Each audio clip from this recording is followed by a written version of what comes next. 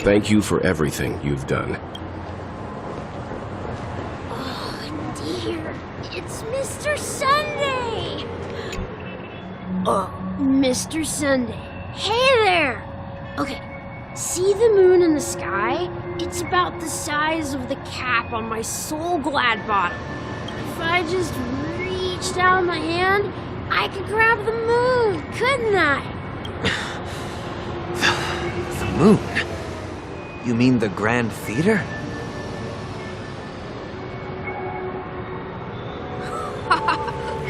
Yeah. Look at me. I've been away from home for too long. I must be missing that moon. But it's no big deal. The Grand Theater here looks much better than the moon back home. It's just magnificent. They told me not to sell everything I had just to come to Penacony. How short-sighted. Selling everything you had? Why would you go to such lengths? Why? Can't you see? Life back home is miserable. It's not really living at all. It's better to be here in Penacony. No pain, no worries about tomorrow, just sweet dreams. You can do whatever you want. That's what I call living. Yeah, now this is the life. Is this truly living? Huh? What did you say, young lady? I didn't quite catch that. Oh, it's nothing, sir. You see, the traffic on Glock's Avenue can be dangerous. How about I ask a Bloodhound family member to escort you to Ideen Park over there, so you can continue enjoying your sweet dream? Oh, yeah, that's a great idea. Wow, no wonder you were the leader of this sweet dream. You're totally a lifesaver. See you around, Mr. Sunday, and it was nice chatting with you. What's up, sister? This is the land of the dreams. But why do they live like this? The man we ran into, he doesn't seem happy at all. Even though sweet dreams are nice, they're just illusions. But for him, they're the only way to survive, even if it means giving up on reality. That's not really living at all. I suppose you have a point. But, in my opinion, that's how most people live their lives. Why do you say that? You think that man is not actually living, but that's not quite accurate. Even without Penacony, people create their own illusions called self-value. People believe they have a predetermined value to fulfill. Gaining value means gaining power, and those deemed worthless are seen as the weak. However, value doesn't come out of thin air, and there's a limit to it. To accumulate value, people have to take from others. So, the weak get exploited and oppressed. Are you suggesting that this is not how things should be? Exactly. But, ironically, people don't think there's anything wrong with it, because they uphold the illusory notion of self-value, and even the weak believe in it. The survival of the fittest. That's where all the tragedies in the world come from. People come to the sweet dream in Penacony to escape from that reality and find solace. No tragedies exist here, only happiness, although in its nascent form. Isn't that the same paradise we yearn for in our dreams? Perhaps that man is just an exception. Let's not jump to conclusions. We should experience the dreamscape ourselves, just as I did at Dreamflux Reef. Yes, seeing is believing. I'll accompany you. The Dream Master hasn't shown up yet, so we have some time for a stroll.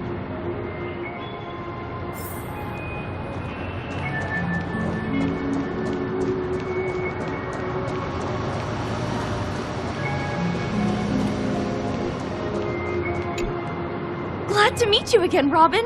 How are the preparations for the Charmony Festival coming along? We're all so excited about it. It's going smoothly. Thanks for making the trip to join the festival. You're too kind, Robin. It's a pleasure to have guests from all over the universe celebrating day and night. I can't stand being lonely or bored, so this jubilant dreamscape is perfect for me. But if this went on forever, would it get boring too? Nah, not at all. Who would get tired of having so much fun?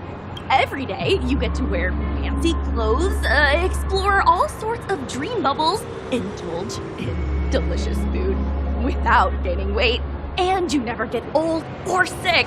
As long as you can afford a room, this place is the ultimate paradise. But you know that only a few things can be brought back from the dreamscape to reality, right? That's exactly why I don't plan on bringing anything back. Just enjoying the dream itself is good enough for me. I mean, I'm not one of those long-living species. I only have around 60 or 70 years in this lifetime, and there's so much to worry about. Being happy here is pure bliss. Only in this sweet dream can I truly feel like I'm in control of my life and fate. Who would want to go back to reality after experiencing this bliss? I see. I genuinely wish you all the happiness in the world. And I wish you a fantastic performance, Robin! I'm off to the Blue Hour for the ball. See you later. Seems like that guest's perspective didn't resonate with you either. She had a valid point. I could sense her genuine happiness. It's just that... What you're trying to say is, she thinks she's in control of her life. But in reality, she's just escaping from reality and seeking solace in this sweet dream. Once she steps out of this sanctuary, everything will be lost. Well, she did make mention of being able to afford a room. Didn't she? However, the paradise in our dreams, it doesn't have to end. No. And the paradise we yearn for shouldn't be just a fleeting dream either.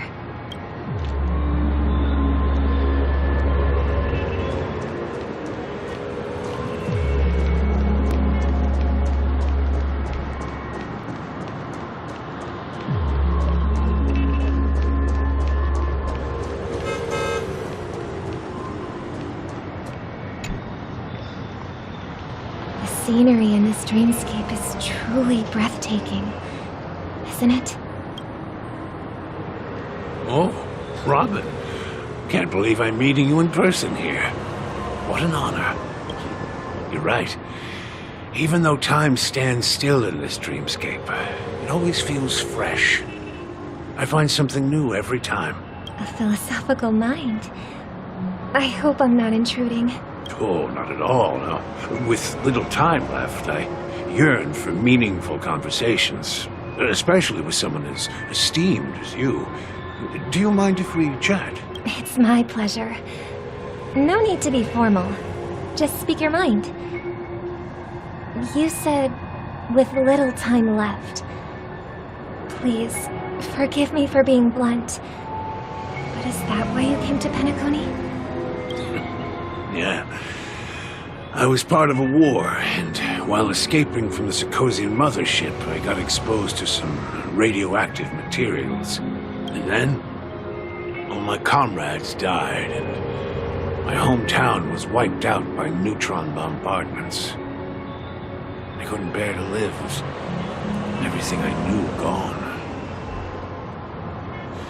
That's when I heard about a possible solution here, so I came. How heart-wrenching. I hope the family has been able to help you. They have, and I'm truly grateful for that. They provided me with a comfortable room, the most advanced life support devices in the cosmos, and a stellar team of caregivers. My physical body is now in the dream pool. sustained by life support. The me you see here is whole, rational, and no different from any other person. But I can't say the same for the me in the hotel room. My true appearance. No. I hope you never have to witness it, Robin. So, you'll be living forever in this dreamscape, right? Just being able to live at all is good enough for me. Whether it's in this dreamscape or not, well, I don't really have much say in the matter. My world has been torn apart, and my life could end any second. So, even if this whole place is an illusion, it's still my paradise, and I'll treasure every moment I spend here. How I envy those everlasting things. That old man's story. It's so tragic. Fortunately, this sweet dream gives him joyful memories to hold on to for the rest of his life. That's precisely why this sweet dream in Penacony exists. However, even this sweet dream has its limitations. While it provides solace to the disillusioned, it can't completely eliminate pain in reality. There will be a way out. Penacony is already on the right track.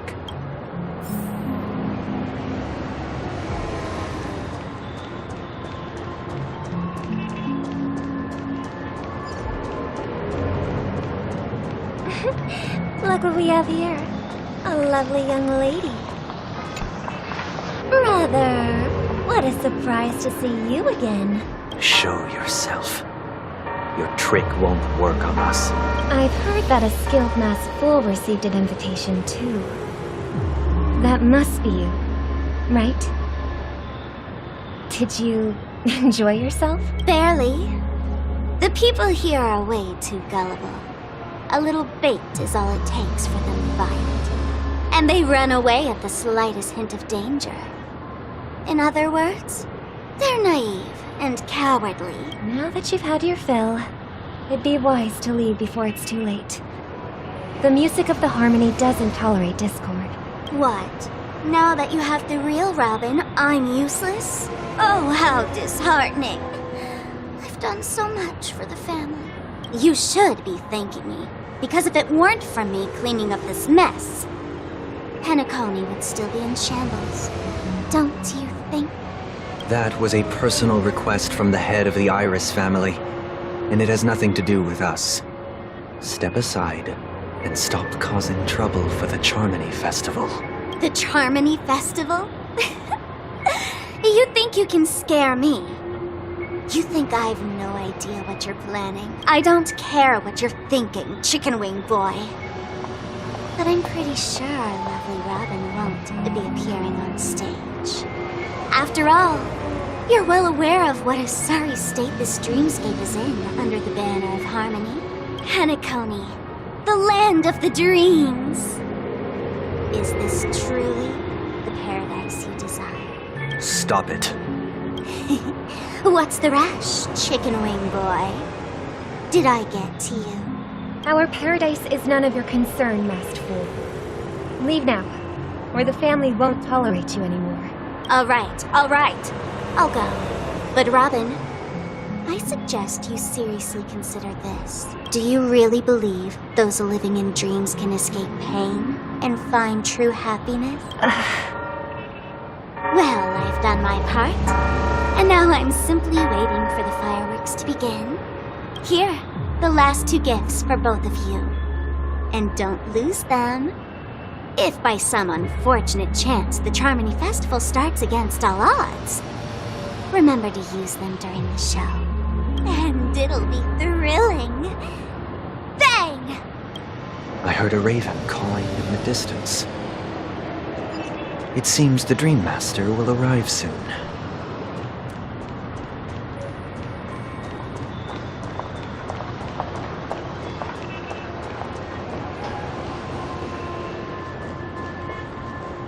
Let's wait here for the Dream Master to arrive. Okay.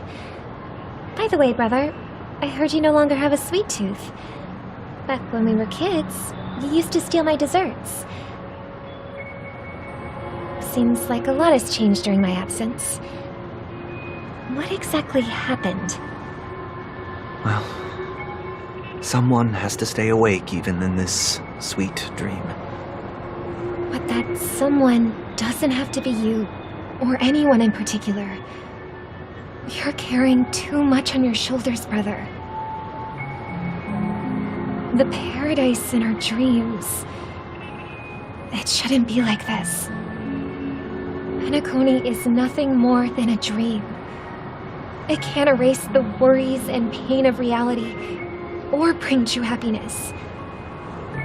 It only offers an escape from reality. Nothing more. Remember the old man we met earlier? Without this dream, he might have completely lost himself. That might be true, but even without Penacony, he could have chosen another path. As far as I know, the Intelligentsia Guild has been promoting their rehabilitation techniques for a long time now. That path may have been more ordinary and challenging, but now he's in a comatose state, and that sweet dream has become sort of end-of-life care. His fate is sealed. Is Penacony granting these people a future? Or is it taking it away from them? Well, don't forget this. Not everyone really has a future. The future for humanity is like the sky for birds. People mistakenly believe that flight is inherent to birds because they've never witnessed those birds crashing to their death. Do you remember how we took in that little Charmony dove when we were young? Yeah. We took care of it. Provided food and water, groomed its feathers. And later, when I decided to leave Penacony, I opened the cage and set it free. Well, I didn't mention what happened to it in my letters because I didn't want to upset you. Shortly after you left, it crashed to its death right in front of your window. I had surmised as much. I knew you wouldn't have avoided mentioning the bird for no reason. Despite that unfortunate outcome, I still believe it was the right decision. Birds aren't meant to spend their lives in cages. They belong in the sky, even if they can't fly. But here's the thing. If there are birds in this world that can never fly, can we really assert that they belong in the sky? Are you implying that the same goes for humans too?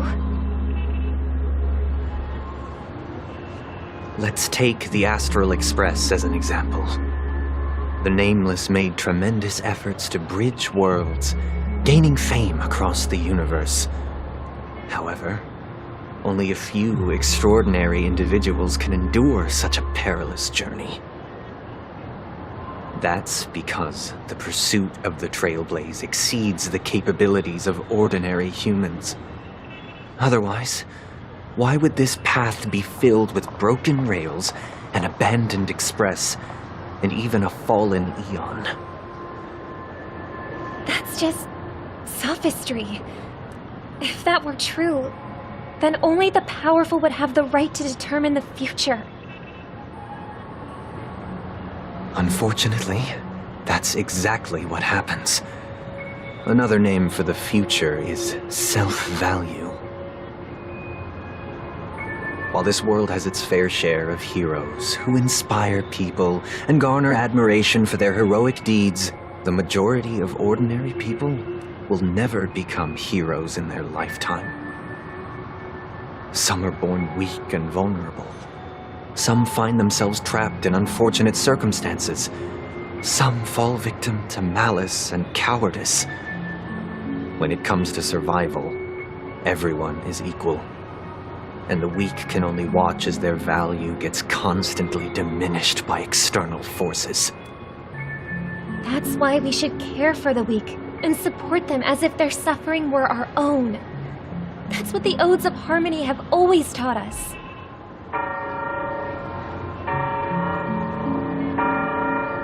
While the Harmony holds noble aspirations, the strong will always be strong, and the weak will always be weak, even in this carefree dream.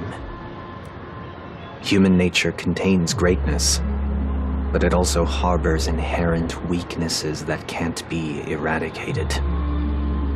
In the end, if people can't even secure their own survival, they won't care about the illusory future of equality. As long as the law of survival of the fittest prevails, there will always be fledglings crashing to their death. But if people don't live for the future, do they merely exist for survival? If even you, my brother, don't believe that the Harmony will save the weak, then which eon can make our dreams come true?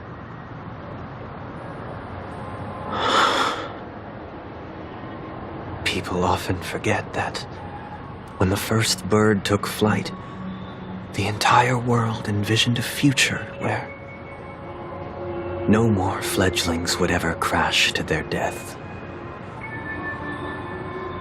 Are you reading, sister?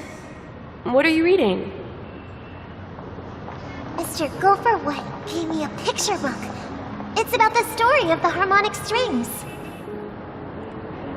If I could become a chord master, I'd like to summon Dominicus, the harmonious choir. I want to sing with everyone and spread our wishes so that all can feel happiness and joy. I see. Then I would summon the harmonious choir too. Don't you have a wish of your own, brother? Of course I do. It's just that it includes your wish and everyone else's. I long for a true paradise where everyone can find peace. Then let's build a stage there and invite everyone to our performance so that both our wishes come true through the power of the harmonious choir. It's a deal then. Yeah, it's a deal. But how can I become a chord master?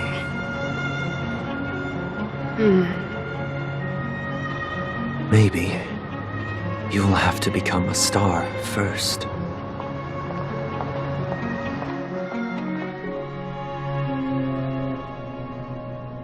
You're back sooner than I thought. Any results? Yes. And now, it's up to us to forge ahead. Since his last will has now been conveyed, my final mission is complete. But pardon me if I sound curt. It's good to have determination. The path Mikhail left for you is not an easy one to tread. Why else would he have chosen to sleep in solitude, staking everything on some nameless in the future? But you have the numbers, and in numbers comes strength. So that might just delay your inevitable a little more. Got any more encouraging words? As I see it, relying on Welt's negotiations alone is far from enough. Regardless of whether the other party will be compliant, negotiating simply allows us to meet them as equals and won't grant us an upper hand. Penacony is our rival's home turf, and we already have very few chips left to play with. Rather than idly sit around while the family's got us blocked off, an offensive approach might be a wiser course of action. We're more familiar with the Stellaron's properties than most, and since it's the key to stabilizing the sweet dream, it's vital to the family's interests. By attacking their core interests, they're bound to retaliate hastily. And as the saying goes, haste makes waste. That's right. As long as we pose a threat to the Stellaron, either with words or otherwise, we have a chance at gaining the upper hand. But the problem is, on the eve of the Charmony Festival opening, how exactly are we going to get close to the theater? Family security will be airtight, and if we brute force it, even if we succeed, it's too risky. So, no one's gonna say anything? Then I'll raise my hand. I know the answer to this question.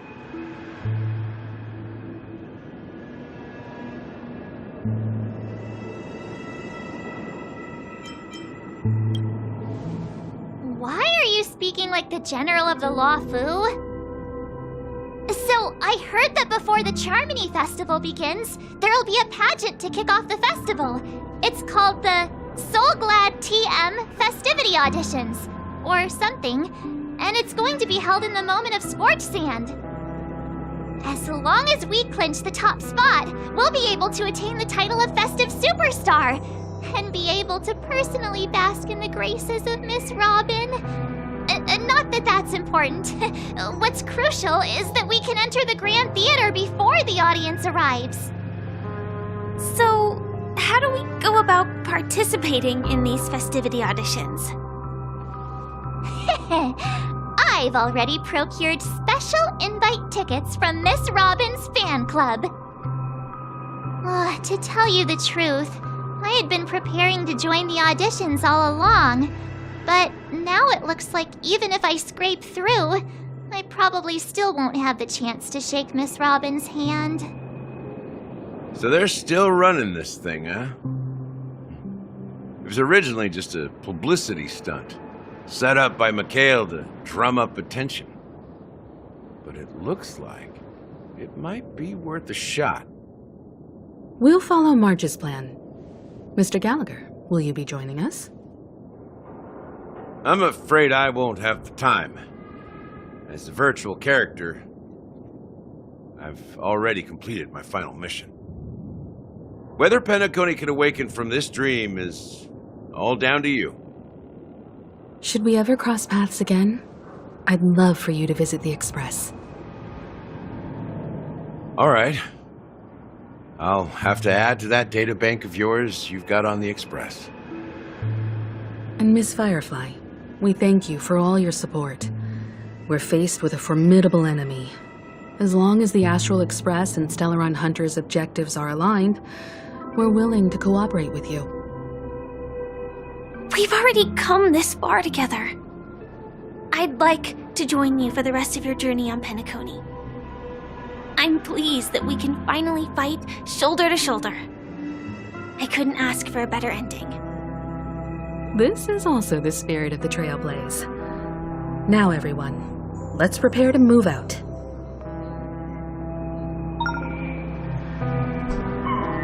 Ladies and gentlemen, welcome to Scorch Sand Hall. This is where challengers thrive and dream chasers shine, all under the watchful eye of the entire universe.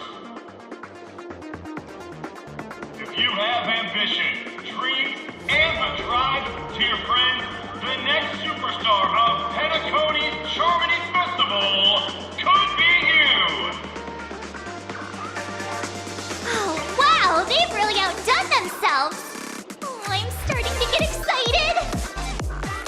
Behold, here come 4 friends with spirit high and full of steel. Are you aspiring to be the superstars of the festival? Is he talking about us? Yes, you! There's no doubt about it. I see you have all the potential of a superstar in you. Excuse me, you 4. What are you hoping to get out of all this? As the last group of contestants, how confident are you in overcoming all of the challenges? Would you be open to a brief exclusive interview with us? It'll be quick. Your journey is long and fraught with peril, yet under a sky blanketed by banners, you vie for the crown. The sword and rose! Protect the beauty! The beauty, the beauty! Magnificent and majestic! A knight's head is hard as steel. Brother Lance's focus is stubborn as a heel. We don't all have to be winners. But if we don't have fun, we'd all be sinners. People are pouring in. Kinda feels like all sorts of baddies are showing up. Let's get in there quickly and enter the competition. Ladies and gentlemen, please, make way. Make way. Coming towards us now is one of Penacony's top 10 wealthiest tycoons, and the soul-glad business empire's founder, Mr. I.P. Allow me to introduce myself. I'm the director of Soulglad's factory, Ideen Lee. My 4 friends, introduce yourselves to the audience across the cosmos. Hello, everybody. I'm Himiko, a nameless from the Astral Express, and these are my companions. Don't you guys need to hide your identities? Can't hide it anyways. Penacony is plastered with our posters. And because the Astral Express is so well known, the family won't dare to make any rash moves.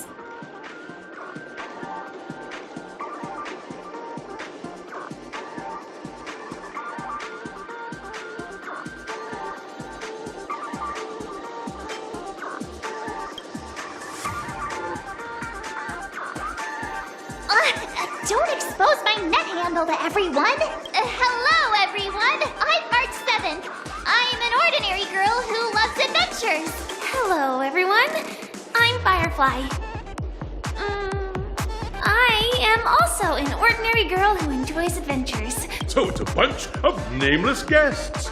This final face-off is bound to be spectacular. Time is precious. My 4 friends, come with me. Grab a bottle of Soul Glad and make your dreams a black.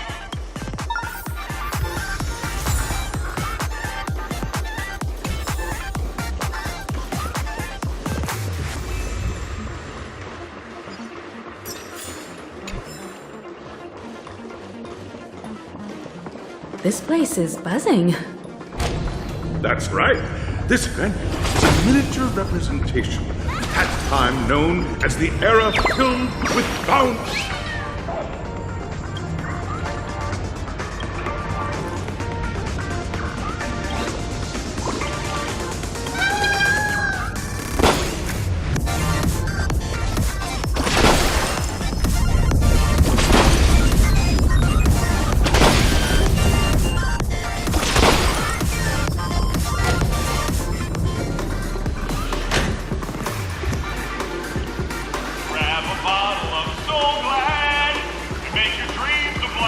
Nameless, your arrival reminds me of the grand occasion when Penacony was first established.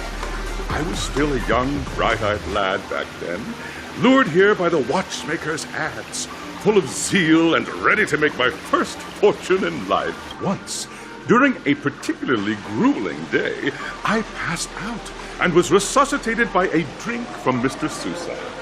That sweet taste has since been etched in my mind, and that was what drove me to create the Soul Glad that we all know and love today. The dream-chasing era was truly a wondrous time. Oh, I miss those days, and the watchmaker.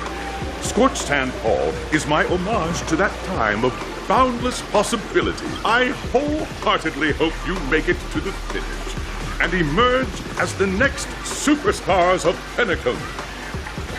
Now then, is there anything you'd like to say before the competition officially begins?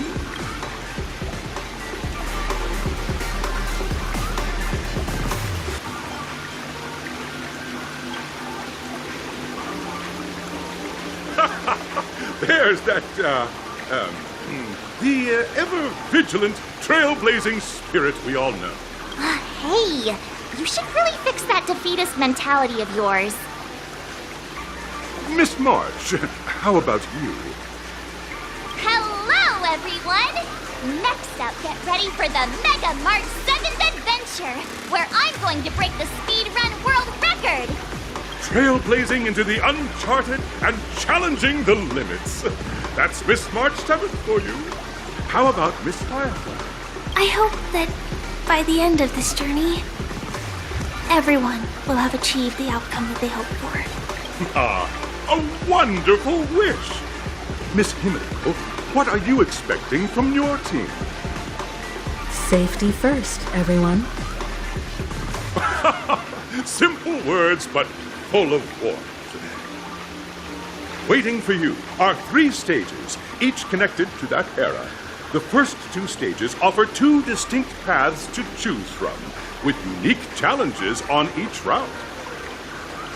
And in the last stage, you will face off against a champion who has defended the title to this very day.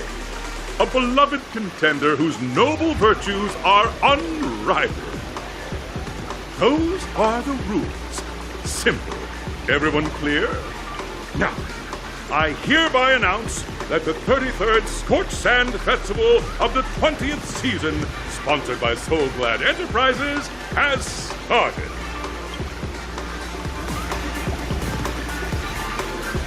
Everyone, as the Charmony Festival is drawing closer, we must reach the end as quickly as possible. Factoring in efficiency and safety, splitting up into 2 groups is the best choice. March and I haven't known Miss Firefly for too long and aren't overly familiar with her. It'd probably be better if the 2 of you paired up. Fine by me. Let's do it. All right. I don't have a problem with that.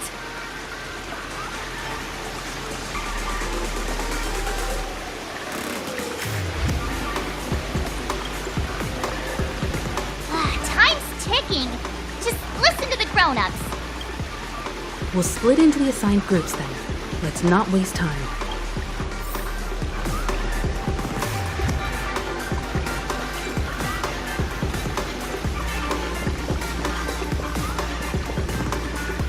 Welcome to the first stage of Soul Glad Enterprises' 33rd Scorched Sand Festival of the 20th season, Dream Play Fantasia!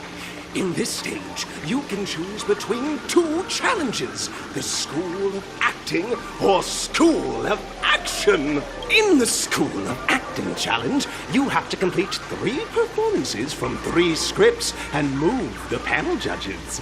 In the School of Action challenge, you have to defeat 3 groups of enemies convincingly and reach the end. Now, make your choice.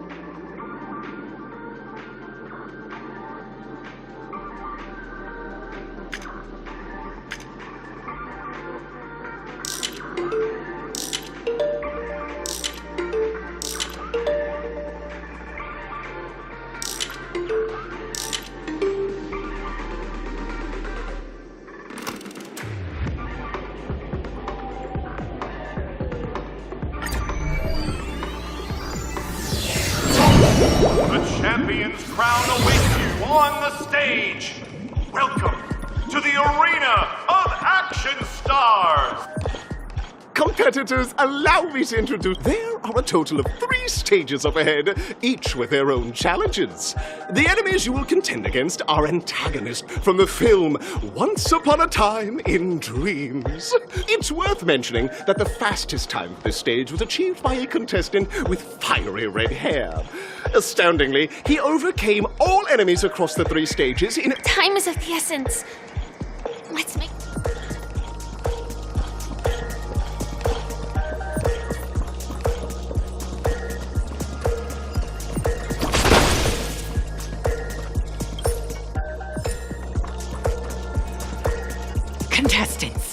You are about to confront the monsters of the primordial dreamscape! During this period, Penacony was nothing but a barren wasteland. The dreamscape was fraught with strife and disorder, with memory zone memes running as dream chasers who've come to Penacony. Defeating them is your first step.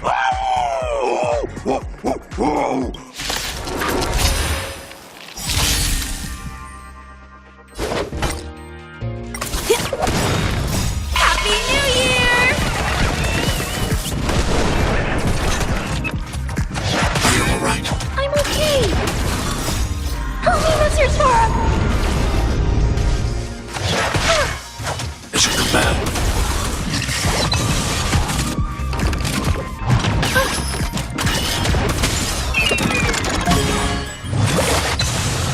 Knowledge, the measure of truth and falsehood.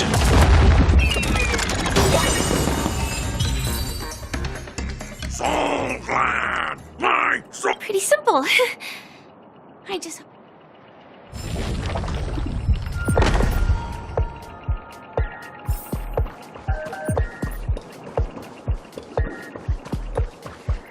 Congratulations on becoming the first group of dream chasers! Answering the call from the watchmaker, you are disappointed to learn that Penacony isn't paved with gold. Resigned to your current plight, you start from the hierarchical dredges, biding your time for a chance at success. Just as you're about to give up, a downpour sparks a business idea. You enter the umbrella business! But just as things are looking up, you encounter a competitor. Defeat them and emerge victorious from this trade war. Why is our opponent Soul Glad? Because this is Soul Glad Enterprises' 33rd festivity auditions of the... Isn't this just product placement? To safeguard the integrity of Soul Glad, I will soar high into the sky and become its shiniest star. Whoosh! Everyone's a customer! Help me, Mr. Sora! Are you alright? I'm okay!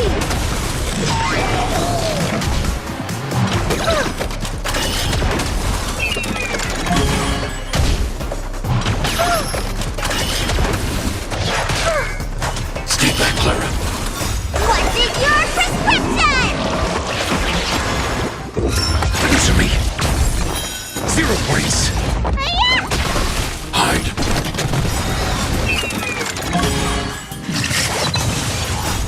Help me, Mr. Sora! Happy New Year!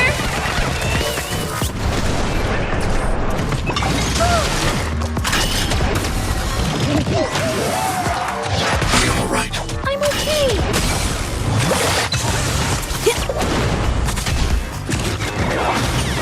Serious, huh?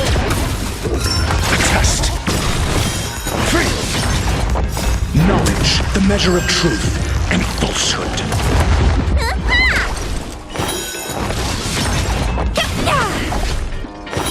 Free. Eliminating threat.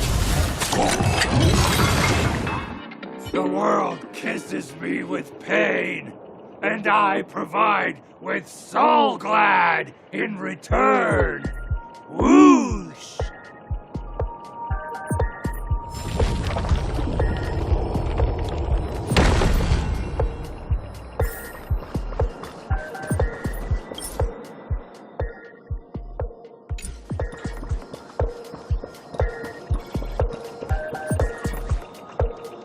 A little something for everyone. Congratulations to our 2 dream chasers for establishing yourselves as budding stars in Penacony. However, now you face a competitor selling at low prices, pushing you to the brink of bankruptcy. No matter how lengthy the battle, you always persevere.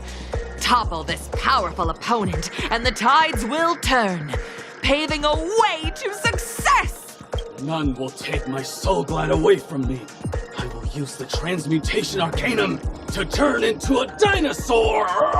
Oh, dinosaur! Devour my enemies! Grab a bottle of soul glass and make your dreams a blast! Everyone's a customer! Happy New Year!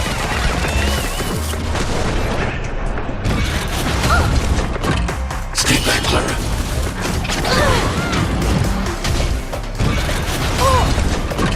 Stay back, Clara. Help me, Mr. Sora! This should come back. Answer me. 0 points. Hide.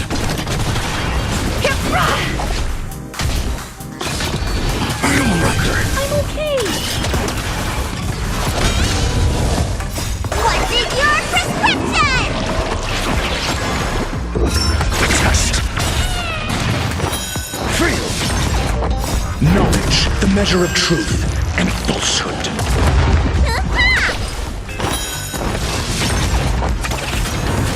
Annihilate. Fail. Help me, Mr. Sora!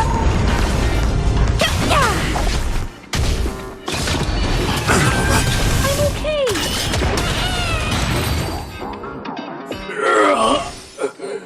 The body withers, but the soul-glad name shall not. You truly are a beast! More than I can ever be. That should do it! Okay. Let's go. Mr. Yang is waiting for us. Isn't this fight way off from the actual storyline? Transforming into a dinosaur isn't imaginative enough for you? This is the sort of magic only seen on Penacony. Anyway, let's get back on track. Where were we? Oh, that's right. After an extended battle, you finally emerged victorious! But the companion who journeyed to Penacony with you chose to leave, having lost all hope. In the years that followed, you encountered each other once more on the prosperous streets of Penacony, but dared not call out to one another. Perhaps akin to the lingering regret of every dream chaser. Ah, well done! You brought to life the thrilling action scenes from Once Upon a Time in Dreams with your fighting skills. Looks like we won! Let's hurry up and get to the next stage.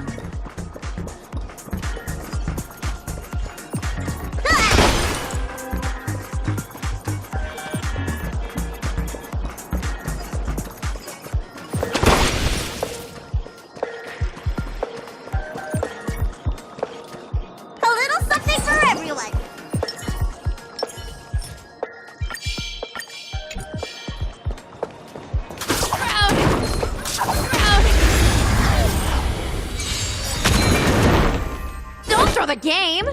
Happy New Year!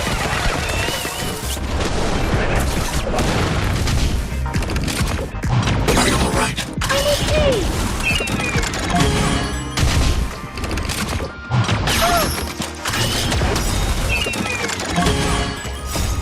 Help me, Mr. Sora! Answer me. 0 points.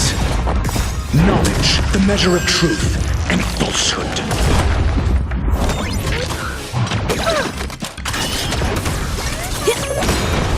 Happy New Year!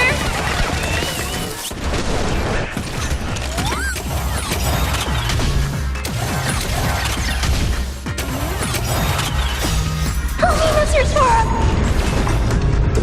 The test. Fail.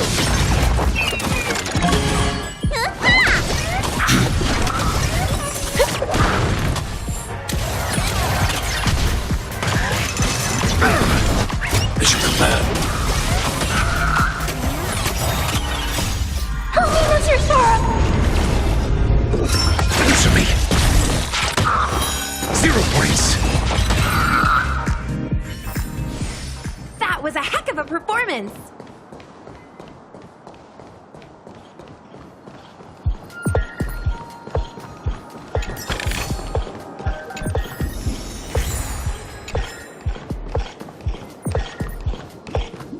Congrats to both of you for clearing the stage, but more importantly, look at the time! You finished much faster than that red-haired contestant did. That red-haired contestant. Who is that exactly? You'll find out eventually, but only if you clear the next test first. Welcome to the second stage of the 33rd Scorched Sand Festival in the 20th season, sponsored by Soul Glad Enterprises. Gunfire time! You have the option to choose Gunfire and undergo Brother Hanu's trial, or Time, where you'll face Clucky's trial. And now,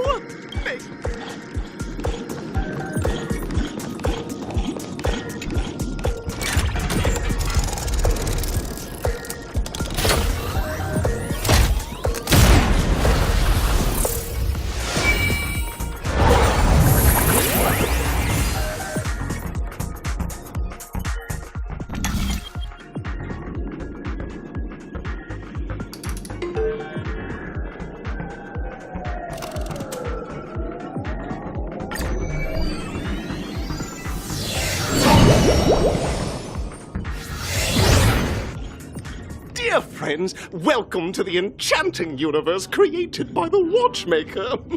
Awaiting you is the morally dubious yet ever-charming character from the animated Clocky series, Hanu! It is said that these cartoon characters were inspired by the Watchmaker's own experiences.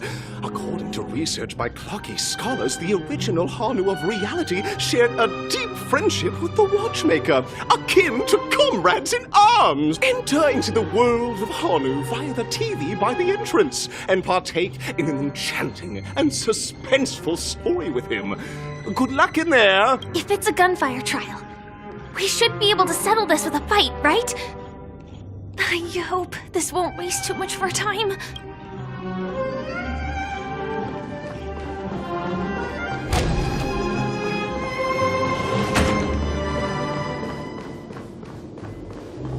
Ready?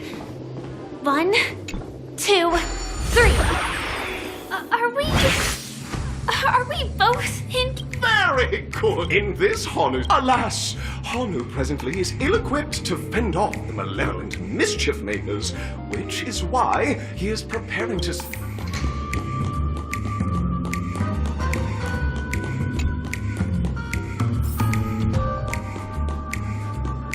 Oh, brave Hanu, you look like you could really.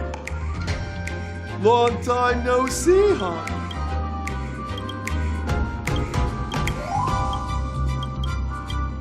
Oh, Mom, listen, but you know what?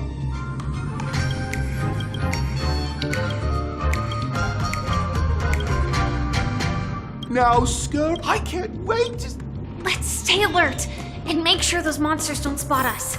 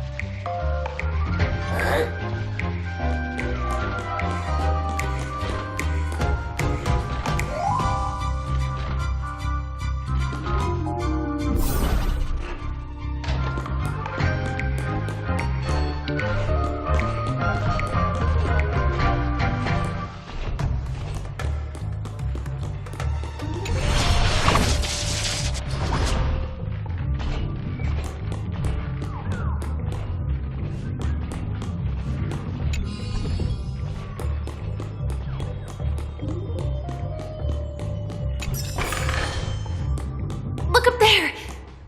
If we can push that thing down, the Do you think that would do the trick?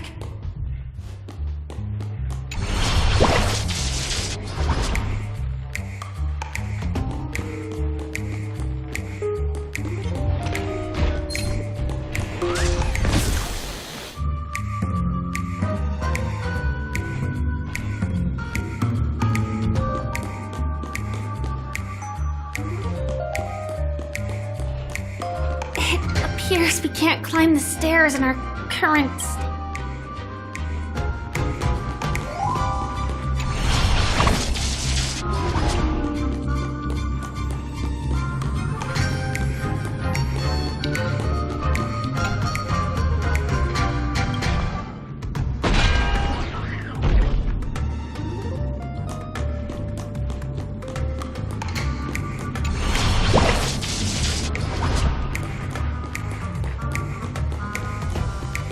Finally, that's all the jigsaw pieces.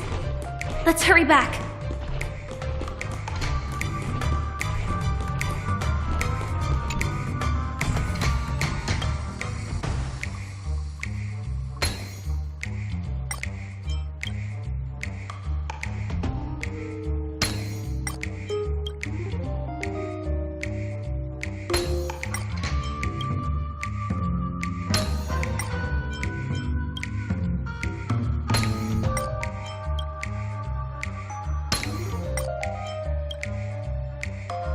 Oh my! The exquisite sensation of perfect alignment! Hurry now, Hanu! Touch that TV set and transform back into your old self! Such...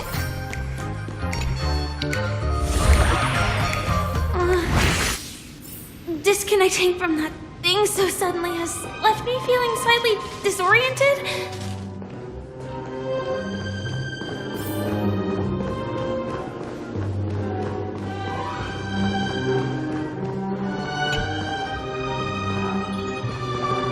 Is that Hanu?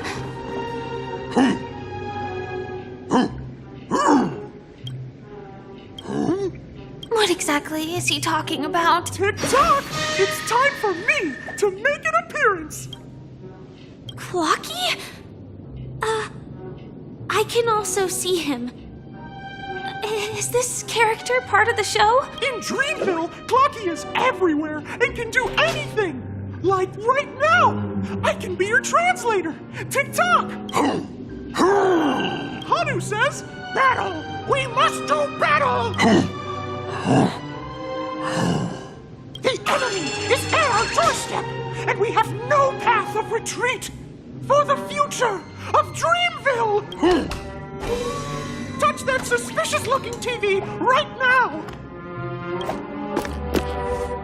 So they just jumped and sheesh.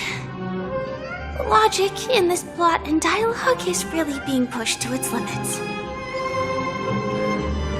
Well, here we go again. Ready? I am gradually getting used to this. Huh. Who knows? I might even be able to perform some high-level moves with Hanu. No? Did someone say high-level movies just now? Last we saw, Hanu was preparing for battle. Suddenly, he hears heavy footsteps coming from the hallway. Malevolent mischief makers have broken into his home. But brave Hanu won't go down without a fight. He instantly sprints for the storage room, ready for a do-or-die showdown against the bad. But we still don't have any weapons in here. Guess what? Hanu's favorite bazooka just so happens to be in that storage. What a coincidentally convenient plot twist. It'd be even more awesome if the organizers allowed me to wear armor.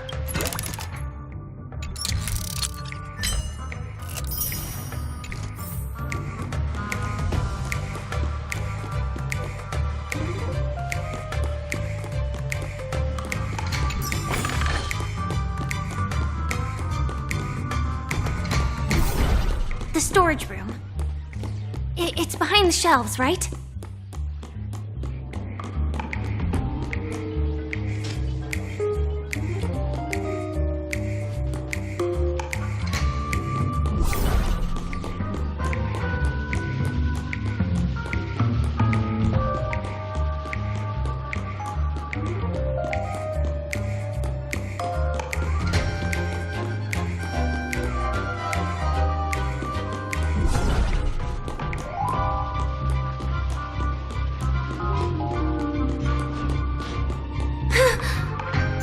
I wasn't lying. There's actually a bazooka here. Now we should have a way of dealing with those baddies.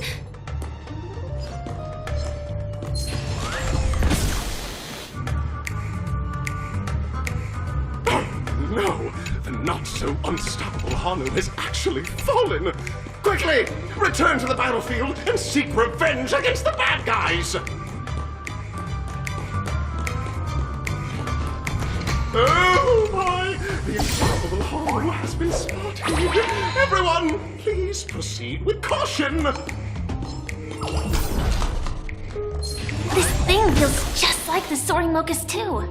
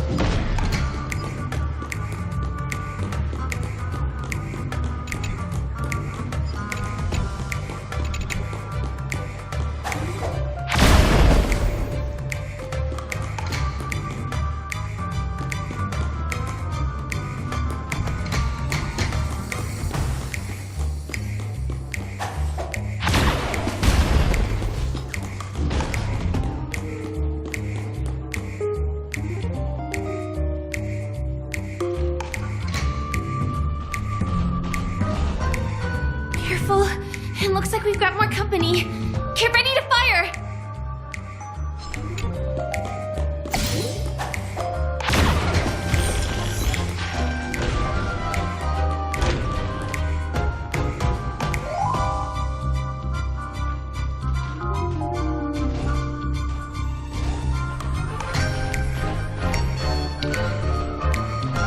Here we go again.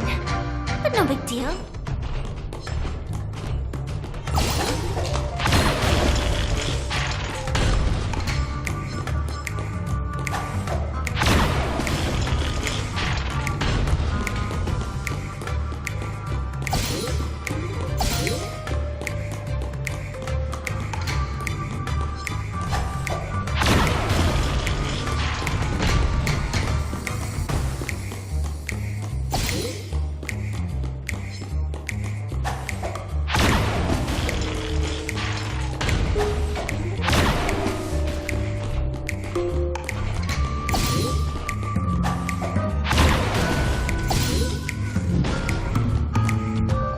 Should be all of them, right?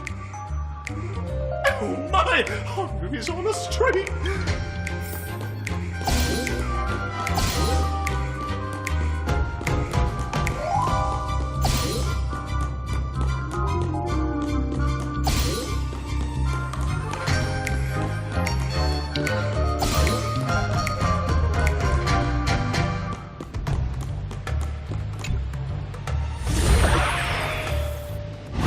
That's that. But it is gonna be hard to let go of this bazooka. Never mind.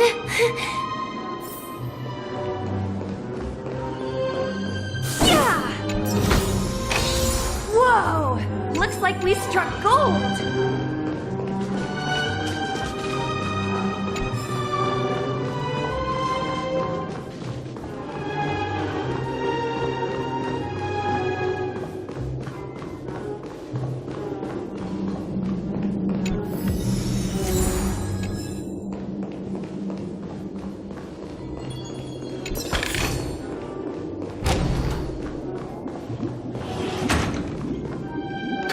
Congratulations to both of you! Oh, you've overcome all obstacles and proven yourselves!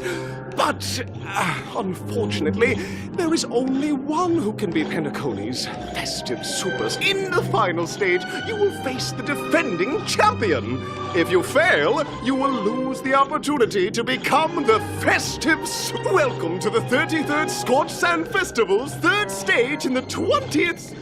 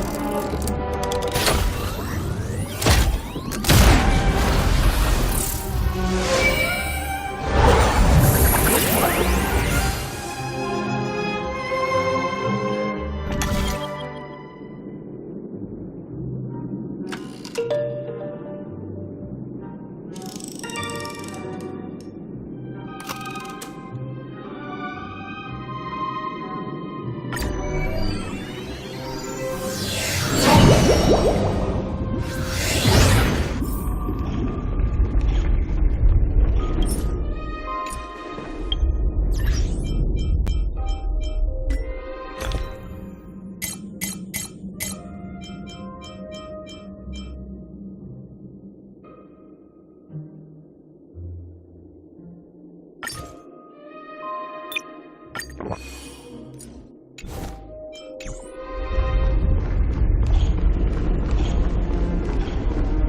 little something for everyone.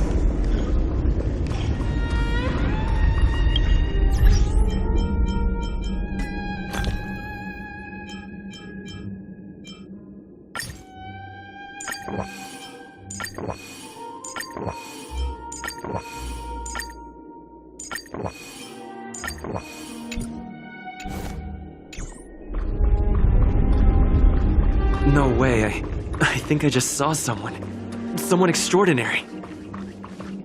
Please wait! Handsome gentleman, beautiful miss. By the glorious light of beauty! I never thought I would see you again. In such turbulent times, your kind faces are as spring's gentle breeze, bringing solace to my scorched heart. Are you a Knight of Beauty? You've already heard of my humble title elsewhere? I am deeply honored. Upon hearing of the impending festivities, I commanded the one and only to bring me to Penacony with full haste. Alas, the cosmos unguarded by the beauty. Disorder prevails. Thus my passage was delayed by tending to the sick and injured. Fortunately, the mini-rabbit mech pilot, stray cat duelist, galactic ninja, and quad-drive Intellitron, along with 32 other souls in distress, all emerged from their predicaments safe and sound. I then led them all here to revel in the harmony with the countless other splendid beings.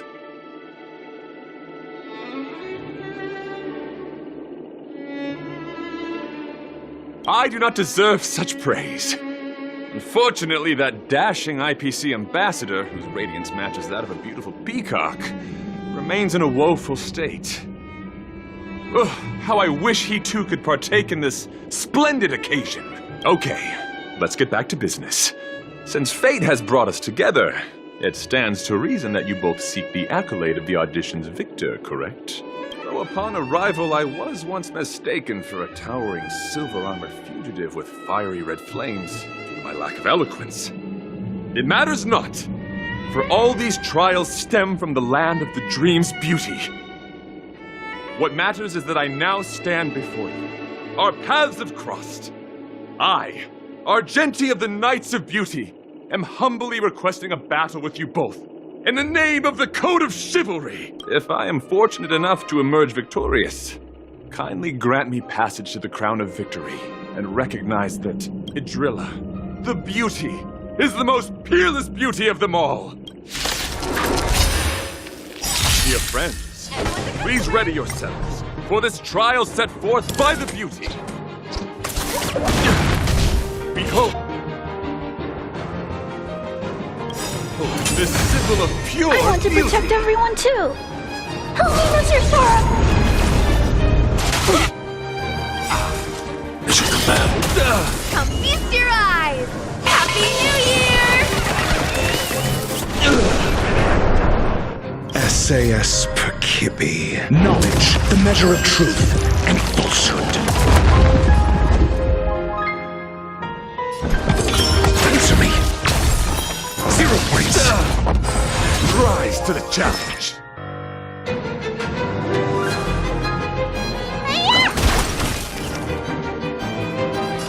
Annihilate.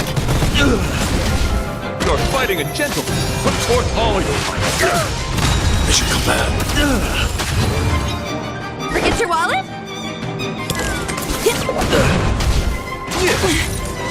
Let's shine forth.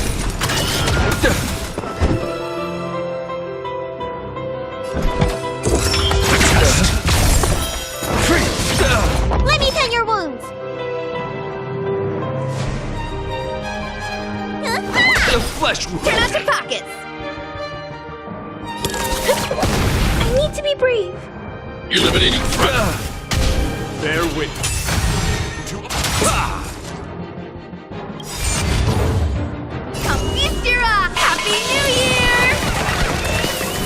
the flesh wound. Time to question your prescription! Not bad. 5 points. Call it friends. Need a doctor?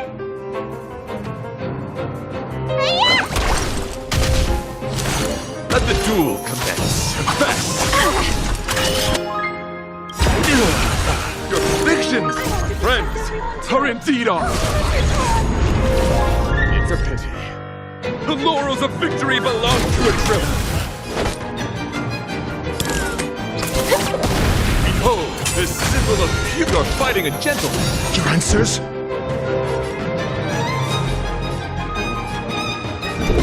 Answer me. Let me tend your wounds.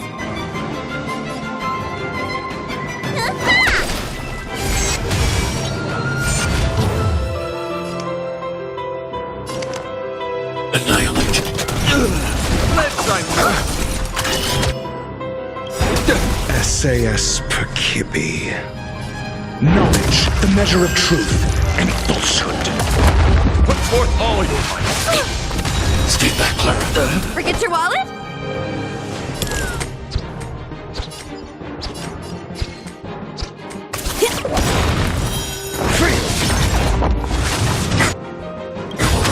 I'm okay. Come feast your eyes. Happy New Year! 0 points.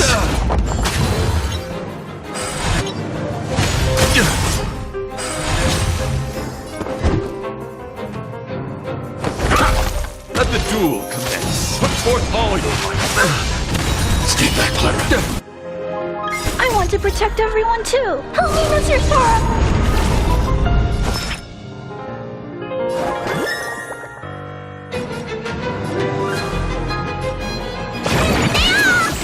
Not bad. Turn out your pockets. 5 points. Time what's in your prescription? Not bad. 5 points.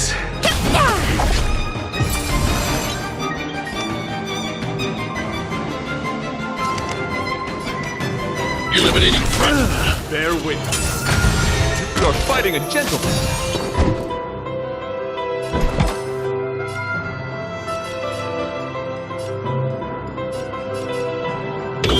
Answer me.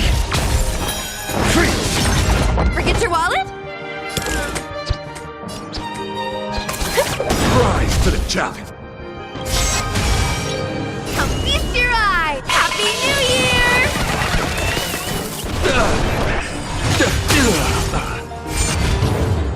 You don't look so good.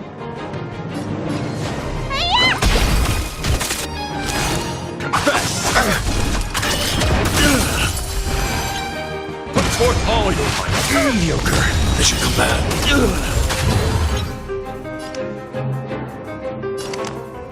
Annihilate. Stay back, Clara. I want to protect everyone too. Help me, Mr. Sora. SAS Knowledge, the measure of truth and falsehood. 0 points. That's enough. I have come to grasp the sincerity of your cause. I yield. Beautiful! Truly a captivating contest. It is through you that I realized to uphold the honor of a driller, I must further hone my skills. What a beautiful lesson indeed! Go forth, my dear friend, beautiful miss. The audition's crown is yours to claim. I shall remain here, gazing from afar as you bask in the limelight, joining the audience in offering you the most heartfelt cheers and applause. We don't have much time. May fate allow us to meet again, Knight of Beauty. In that case, let's make our way to the end. Penacony's really thronging with talent. I hope we make it in time.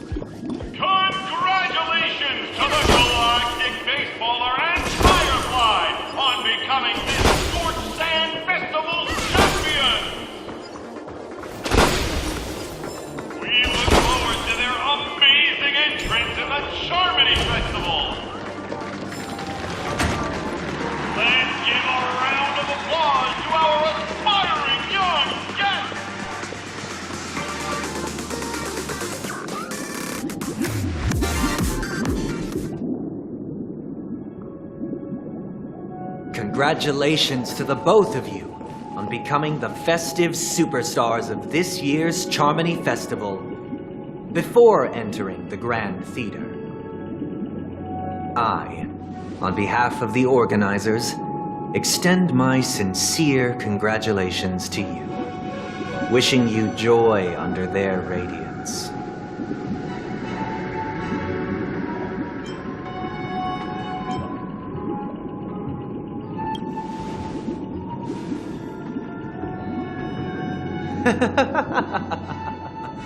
Your endeavors are worthy of extra recognition, and I've taken steps to ensure that.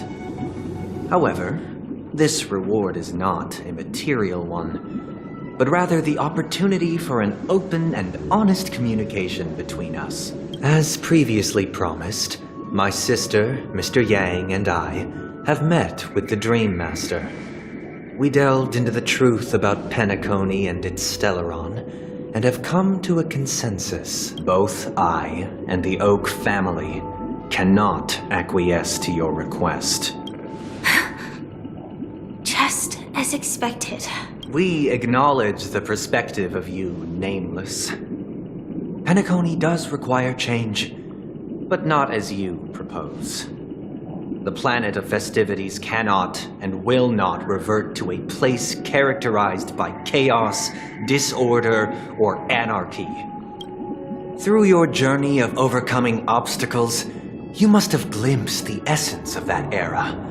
The vulnerable ruthlessly eliminated, equality non-existent, common folk living precarious lives, eking out a dreary existence. Ultimately, only heroes like yourselves manage to achieve success. But I would dare ask, if you did not possess the special status of having a Stellaron, and you were but an anonymous and frail member among the masses, which Penacony would you prefer? A dystopia for the survival of the fittest, or a sweet dream paradise for all?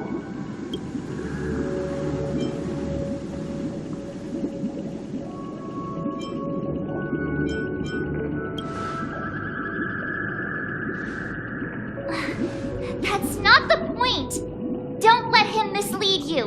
Mr. Sunday, even if the members of the Oak family can't fully agree on what to do about the Stellaron, now's not exactly the time to be holding an extensive discourse about Penacony's past and future, is it? The Stellaron issue concerns the life and death of everyone on Penacony.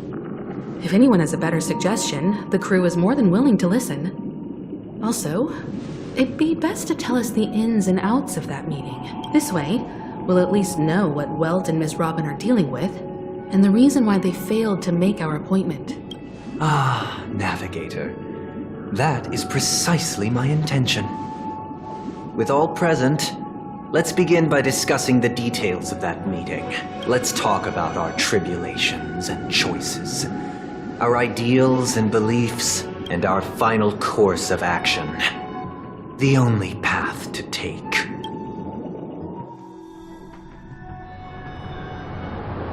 You mean to say that for the longest time, there have been scoundrels who would use the Charmony Festival that I have bequeathed to the masses as a tool to realize their ambition? Indeed, Dream Master. Once the Charmony Festival begins, the Stellaron's powers, along with the song, will be broadcast across the entire planet of Penacony. And then everyone in their dreams will be unable to awaken. This is indeed surprising to me. The dreamscape is maintained by the collective effort of the 5 families.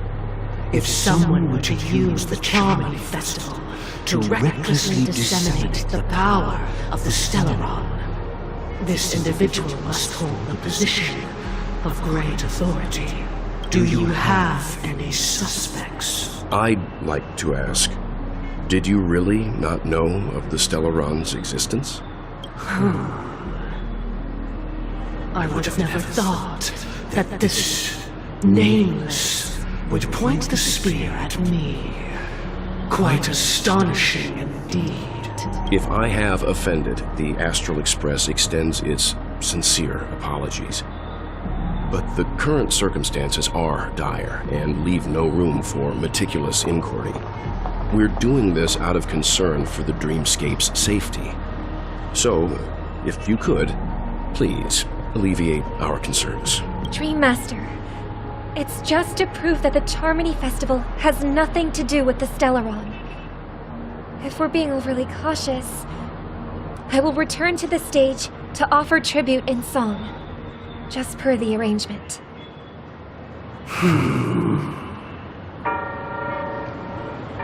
Sunday, Robin. I've watched you two grow up and know your dispositions like the back of my hand. Both of you, right now, can surely be lauded as their most devout advocates. I already know your resolve. The magnitude of this matter is enormous and cannot be taken lightly. Since Mr. Yang has asked with such earnestness, I will personally respond in kind. If there is a need, the entire Oak family will be mobilized to heed your call.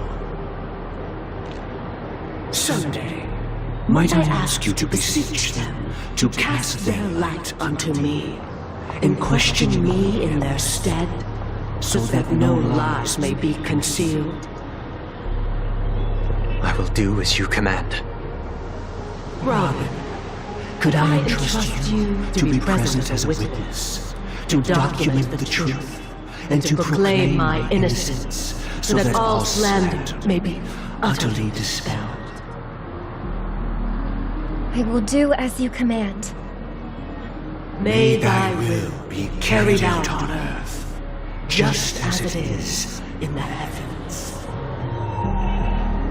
Oh, triple-faced soul, please sear his tongue and palms with a hot iron, so that he will not be able to fabricate lies and make false vows. Let us begin. There is nothing else to prepare. Understood. Question. Have you devoted your life to your god, never worshipping other gods? Naturally. Do you love your god as you do yourself, always heeding their admonishments? Naturally.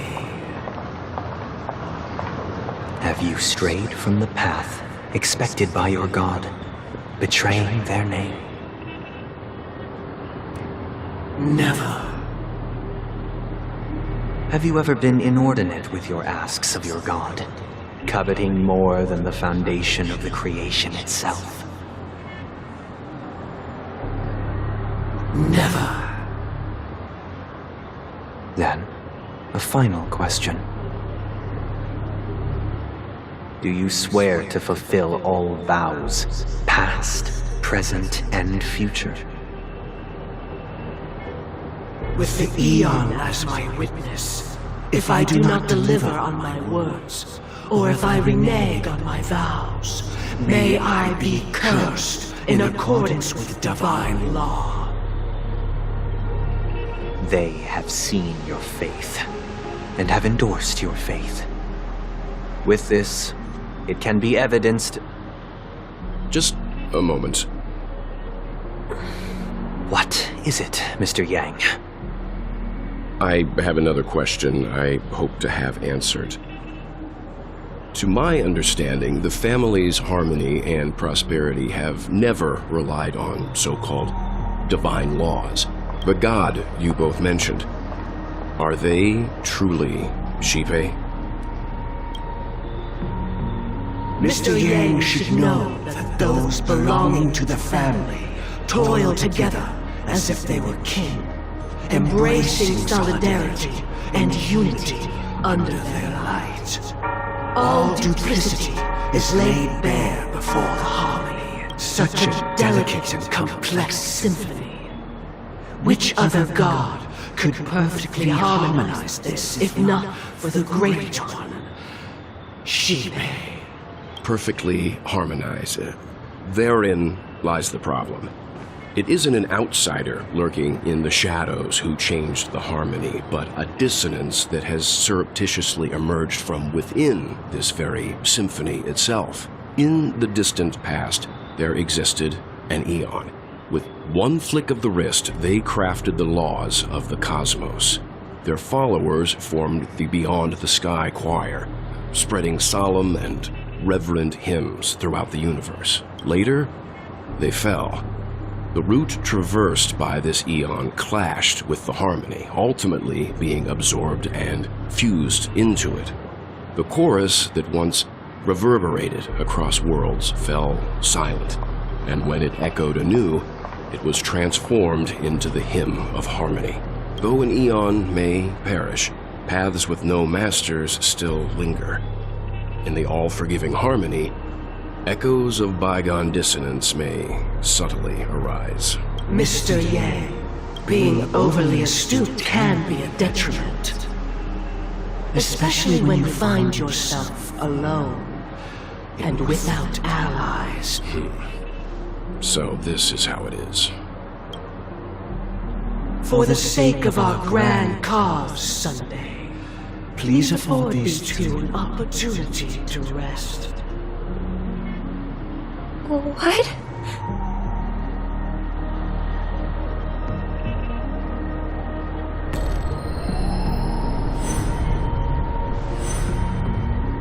Sorry, Robin. It's just you. I did not wish for you to know this. It's a pity that things have turned out this way. So, this is the true reason I can't sing? The shadow that envelops Penacony is actually... We were never children of the harmony. Our ideal paradise could not have been crafted by Shibe. True bliss can only be guaranteed by the one who transcends the many. Within the foundation of law, humanity establishes civilization, and through harmony, we obtain order.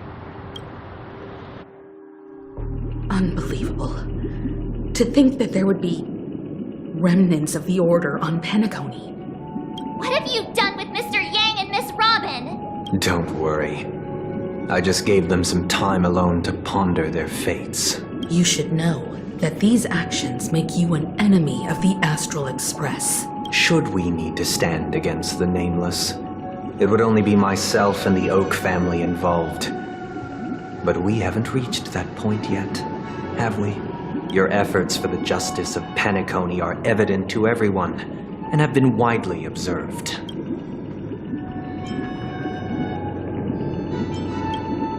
Oh, I intend to. But that hinges on the outcome of this negotiation. If it is the Order that drove you to imprison Welt and Robin, and you're using them to coerce our compliance, then there'll be no point in entertaining any type of discussion. You're mistaken, Miss Himiko. They are in very safe hands, and just as the family has always proclaimed, no one can be harmed in the dreamscape, least of all in the beautiful new world belonging to the Order. Penacony and the entire universe have witnessed far too much innocent bloodshed. The strong wield their blades against the weak, and the victors push the vanquished to the brink of life. Natural selection. The world abides by this principle, establishing the well-being of humanity atop the corpses of the downtrodden. Only we, or rather, I, possess the power to put an end to this farce. So you've decided to resurrect a dead Eon? No one's ever done such a thing. If Miss Himiko is interested, let's draw back the veil and speak candidly. I've always firmly believed that people can understand one another through peaceful means. I'm willing to divulge the unembellished truth as to the intentions of the Order's Pathstriders, so that you will make better judgment for the Astral Express, for Penacony, and for this stretch of the universe. Words can hardly do justice to the beauty of that ideal. So, come with me, everyone. Let us retrace our steps and see once again where this road leads. Huh? Where'd he go? Welcome. This isn't any location in Penacony's dreamscape. It's my inner world. The reason the scenery before you remains unchanged is because your consciousness has drawn on similar concepts to fill in the gaps.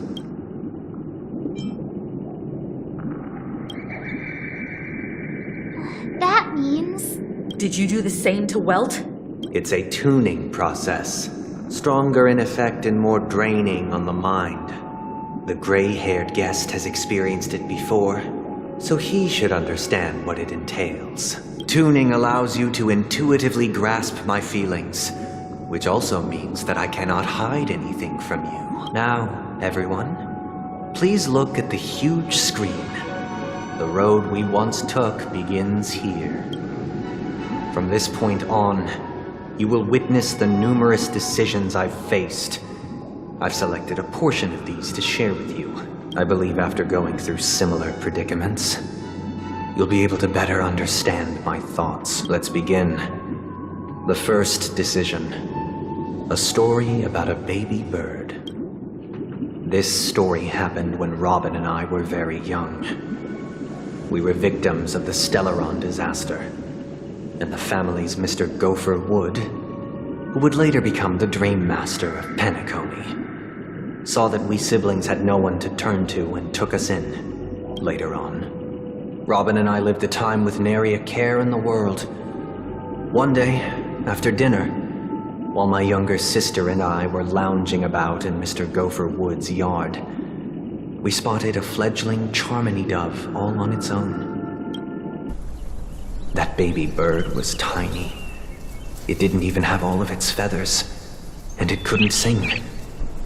When we found it, it was already on its last breath, having fallen into a shrub, probably abandoned by its parents. We decided to build a nest for it right there and then. However, thinking back, that winter was unusually cold, with fierce winds at night in the yard, not to mention the many poisonous bugs and wild beasts in the vicinity. It was clear that if we left the fledgling in the yard, it stood no chance of surviving until spring. So, I suggested we take it inside, place it on the shelf by the window, and asked the adults to fashion a cage for it. We decided that when it regained its strength enough to spread its wings, we would release it back into the wild. The tragic part, something that we'd never considered, was that this bird's fate had already been determined long before this moment. Its destiny was determined by our momentary whim. Now, I pass the power of choice to you all. Faced with this situation, what choice would you make? Stick to the original plan and build a nest with soft net where the Charmony dove fell. Or build a cage for it and feed it, giving it the utmost care from within the warmth of a home. I eagerly await your answer.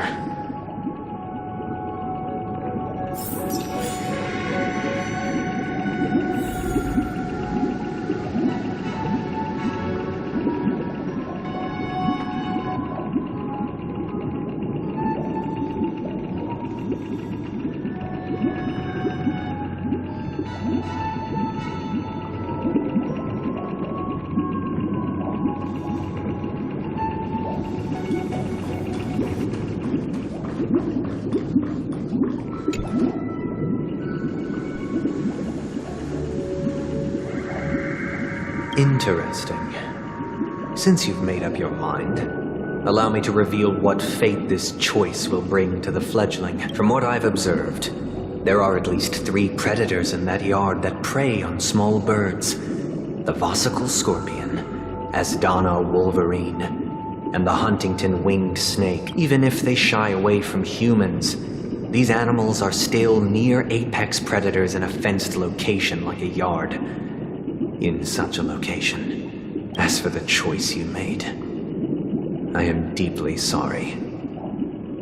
Now, let us advance to the second decision. This time, it's the story of a dream chaser. This story happened when I was appointed as Bronze Melodia, a position exclusive to the Oak family, charged with listening to the problems and vexations of Dreamscape residents, and providing them with the relevant guidance. It was during that period that I had the opportunity to hear voices from all corners of the dreamscape. Joy, sorrow, arrogance, regret. The complex tapestry of human nature that formed the world. And I was fortunate to catch a glimpse of it. He was a dream chaser and an illegal stowaway. Just like the rest of them, he came to Penacony in search of a better life, except that, to most people, the price he paid, I suppose you could say it was everything. He told me I sold everything I could at home. The house, the land, even his 2 children. He said he could not afford to raise them, and that at least they could eat if they lived as slaves. He had a plan in place. He would buy back his children once he had made his fortune, and enjoy Penacony's beautiful dream with them. Alas, his plan to smuggle himself was somewhat clumsy, and he was sniffed out by those pig-headed hounds. After hearing the Dream Chaser's story, I immediately appealed to the Bloodhound family to cease their pursuit. That way, at least he could live peacefully. But I was still too naive to the ways of the world. I did not anticipate that what I thought was a kind gesture would later lead to dire consequences. I'll tell you the outcome soon. For now, I'd like you all to make a choice. Will you do as I did and try to convince the Bloodhound family to stop their pursuit so that the Dream Chaser may live peacefully and realize his wishes? Or will you remain silent, leaving him to languish while the hounds are hot on his heels until his inevitable judgment arrives? I look forward to everyone's decisions.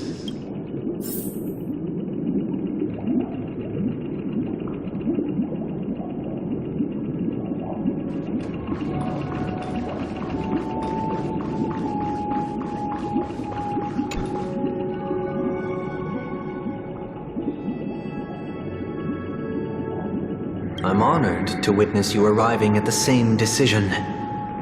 Out of respect, I'll share with you the dire consequences that my choice back then brought about. First, the outcome.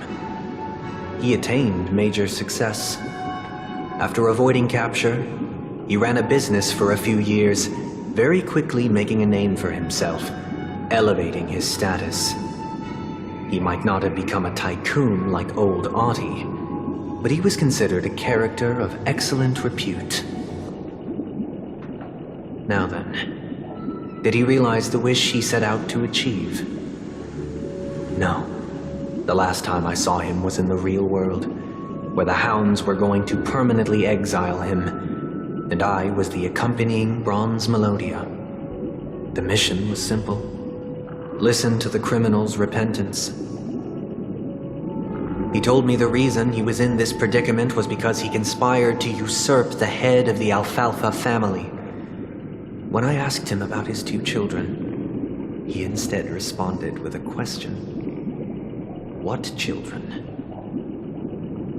In the end, My heart aligned with the harmony, and the good deed I dared to undertake held no value, turning instead into a wrongdoing. It created a lamentable oppressor and countless oppressed individuals.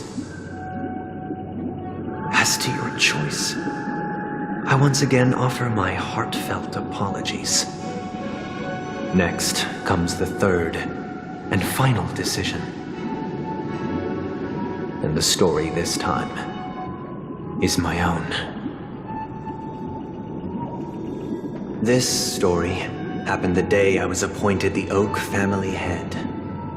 At that time, Mr. Gopherwood was the current Dream Master, and as per his wish, we had a private conversation. What surprised me was that the Dream Master had only come to deliver a letter to me. He let me read its contents, and it was a letter from my sister. The letter contained the usual pleasantries, anecdotes from her travels, nothing out of the ordinary. Just as I started wondering how this letter related to our discussion, the Dream Master began to speak. Do you know who wrote this letter? My sister, of course. But why would you personally visit me to hand me a letter from my sister containing mere trivialities? To help you grasp the full scope of this issue. Do you know where Robin is at this moment? From what the letter indicates, she must be in Caspelina 8, correct? She's touring there right now. Correct. Has she mentioned anything about a stray bullet? A stray bullet? What? A war has broken out on that planet. It is because of this very reason that Robin chose this destination. To spread the word of the harmony. And to save the lives of that planet. She personally made for the front lines. She hoped to ease the people's suffering with song, and was willing to brave mortal danger to deliver the IPC's medical supplies. Unfortunately, stray bullets show no such compassion. Is she all right? If the operation was successful, she should probably be recovering in the field hospital. By the eon above, the bullet struck her neck directly, yet possibly as a reward for her consistent deeds of harmony. It didn't hit any vital arteries. Once you've attended to your outstanding tasks, it'd be advisable to write her back as soon as possible. Those damned savages! I'll pack my bags right away. My gratitude for bringing this to my attention, Mr. Gopherwood. Now you understand why she always wears such elaborate neck ornaments, don't you? How could this happen? Miss Robin. It's all in the past, so please don't worry. I share this in the meager hope that you will understand the harmony's limitations and predicament. As grandiose as the strong defending the weak sounds, many times, it is nothing more than wishful thinking. Likewise, I've prepared one last question, one last choice, because this is merely a figment of imagination, a nightmare that has haunted me through countless nights. Would you still support Robin's journey on the path?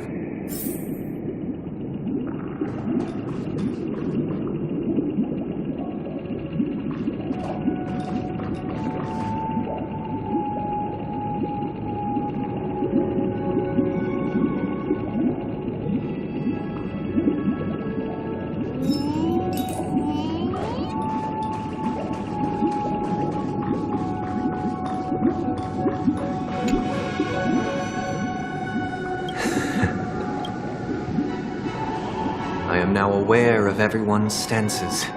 Raising these questions merely serves to illustrate one point. The plight of Penacony cannot be salvaged by the harmony. The true foundation for a sweet dream paradise can only be established through the order where the strong govern the weak. I know the suffering of being tormented, the turmoil of losing your way, how sorrow and even despair set in when matters don't work out.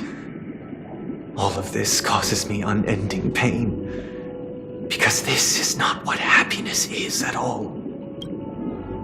We must teach the weak how to live a happy life, and this life isn't some noble propriety that the upper crust preaches, but in definitive terms, a way of survival that belongs to everyone.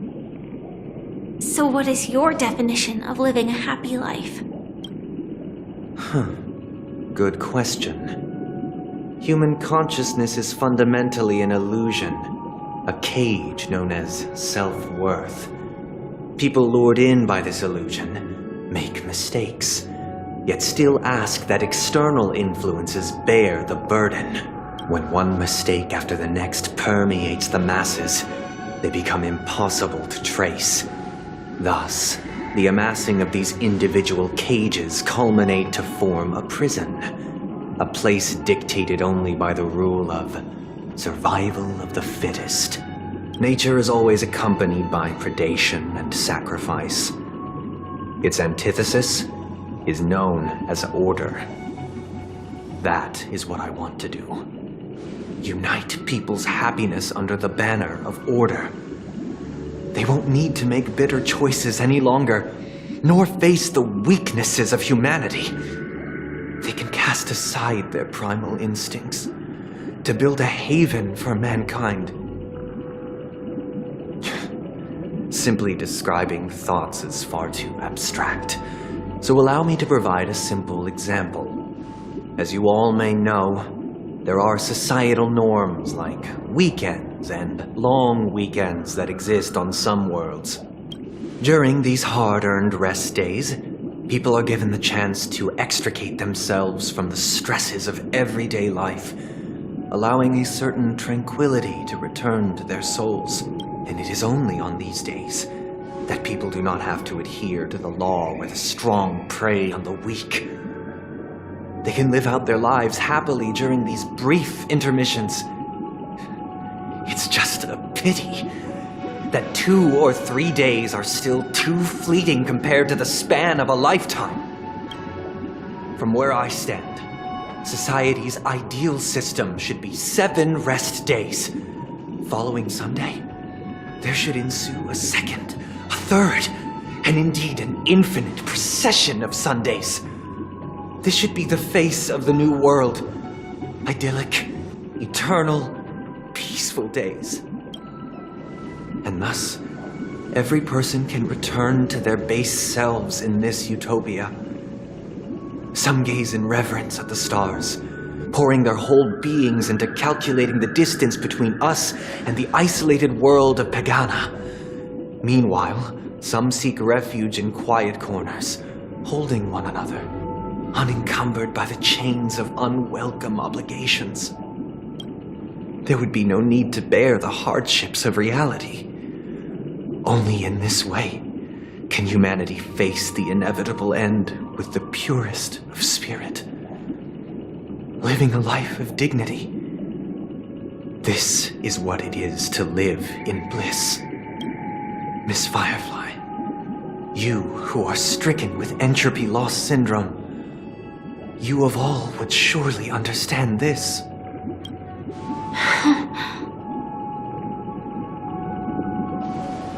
It sounds like a flawless theory.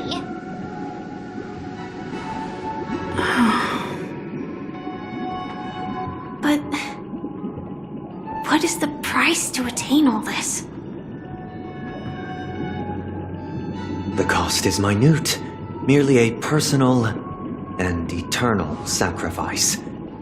If this paradise is to be maintained for everyone, Someone must remain trapped in solitary awakening until the end of the cosmos. Awakening. Which means that this so-called paradise is still a dream. Stepping into this paradise means forsaking reality, correct? It is not forsaking, but transcending. Flesh, blood, sorrow, weakness. If the physical is the root of spiritual suffering, it is only logical that we defeat it. But in this supposed bliss, people won't have defeated their demons. The chance to overcome their tribulations would be forever lost to them. In other words, it is an escape. That's another way of understanding it. But there is no shame in escape. On the contrary, the seeds of escape exist in everyone's hearts. Don't you agree, Miss Firefly? And as for why life slumbers, it is because we are afraid to awaken from our dreams. But this is not in conflict with the grand plan. Only in acknowledging this can we truly understand the frailty of human nature, and from there, show compassion and protection.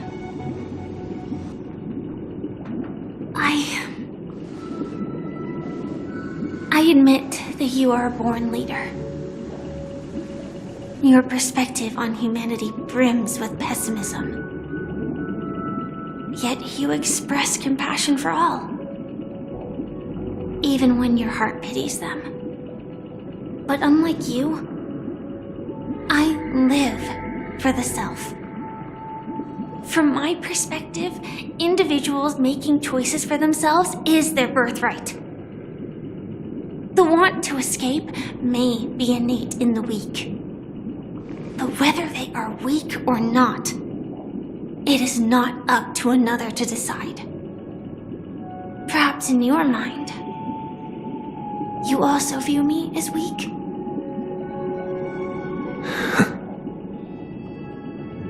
Because I don't think so.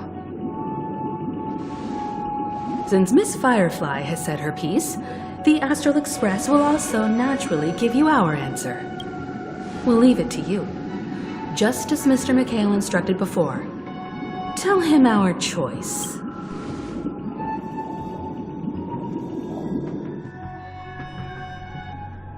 What is this place?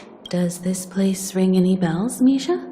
I don't know, but I feel a sense of déjà vu.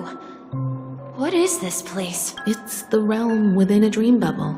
This was left to the Astral Express by a nameless, but weirdly, when we entered it, it was completely empty. Dr. Edward from the Dreamscape sales store told me that dreams are formed from memories, and a dream bubble can't take shape if its core is empty. So I thought you might be able to help us in unraveling this mystery, Misha. As a hotel doorman, you know Penacony best among us. I don't know much about dream bubbles, but if you want to figure out what this mansion is, I'll do my best. I'm counting on you then. Himeko, I still don't get it. Why were you so sure that Misha had a connection with this dream bubble? I wasn't sure. It was just a hunch. But since Misha feels familiar with this place, my hunch might be correct. Exactly. This is where you and Firefly encountered death, which we now know as dormancy. Considering its connection to Dreamflux Reef, it's not surprising it appeared here. The question now is, who brought you here? Based on the clues we have so far, it's unlikely to be that masked fool. So identifying them is crucial to us. We're drawing closer to the truth once more. Let's give Misha some time, as I believe he'll unveil the secret of this dream bubble. All right, but there are doors all over the place. Which one should we choose? Do you have any idea, Misha? I guess Maybe this way? I'm not entirely sure, but let's give it a try.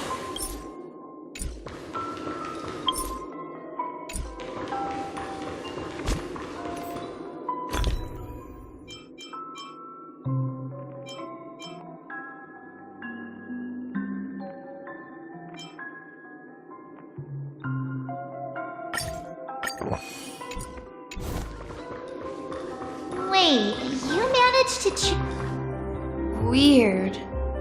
This place is quite different from the hotel. But I feel like I've been here before, and even lived here for a while. If I remember correctly, there should be a fireplace down that hallway. Clocky and I used to sit by the fire, listening to the crackling of firewood. And the room on the other side was a toy room. I loved spreading out all the toys from the box on the floor and making up stories for each of them. Hold on. This doesn't make sense. Didn't I grow up in Dreamflux Reef? So, what is this place? This could be a case of amnesia.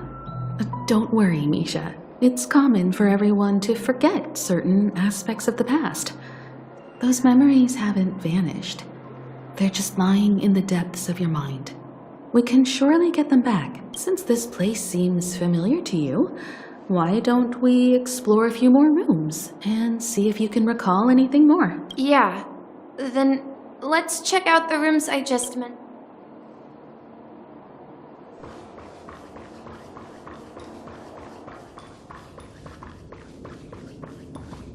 Mikhail, that's the name. Now we all know him as the Watchmaker. So, who is he talking to? Do you know anything about it, Misha? I'm sorry. I don't know much about the Watchmaker. But, Mikhail... Anything special about that name? Mikhail is Grandpa's name. Grandpa? Do you mean you're the Watchmaker's grandson? But we haven't heard anything about the Watchmaker having descendants. And the name Mikhail is not rare.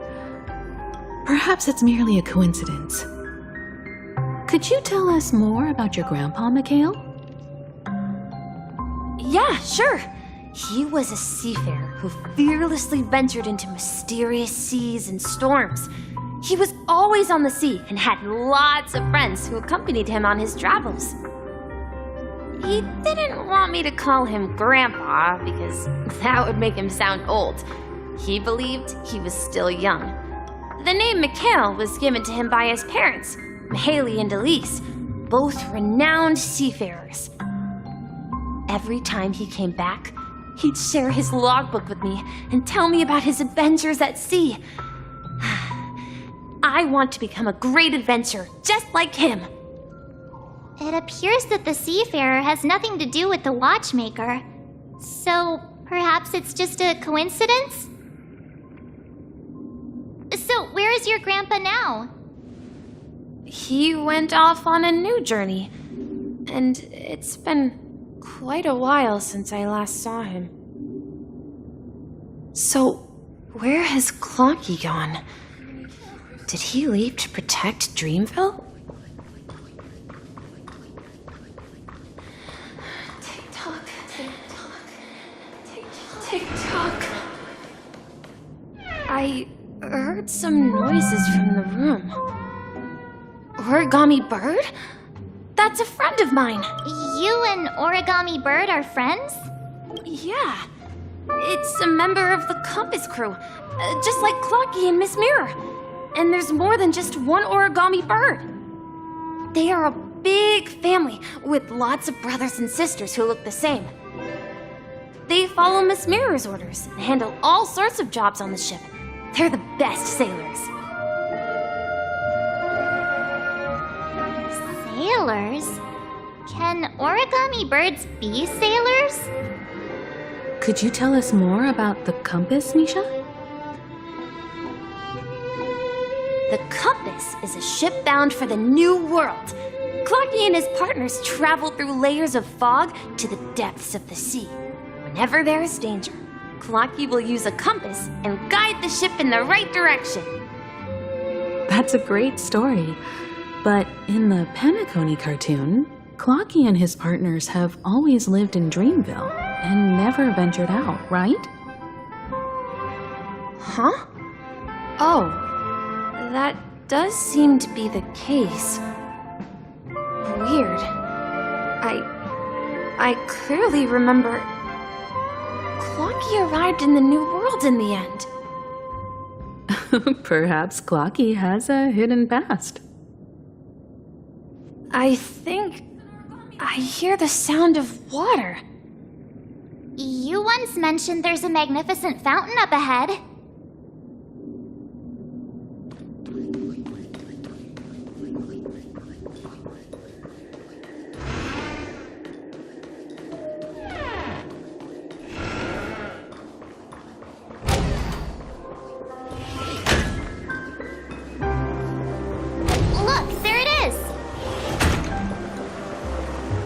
The water resembles a precious jewel embedded in the dreams of all seafarers. Every time I gaze at the shimmering lights beneath the waves, it feels as though I'm back in this place, standing by your side. Have you recalled anything, Misha? Yeah, I saw these sentences in Grandpa's logbook. He used to say that despite the perils of the sea, whenever he stood on the deck in the afternoon, overlooking the sparkling waves, he would think of this fountain in front of his house. He often said that those moments felt like returning to his family's side, and the difficulties at sea didn't seem quite as challenging. You know, I quite understand such sentiments.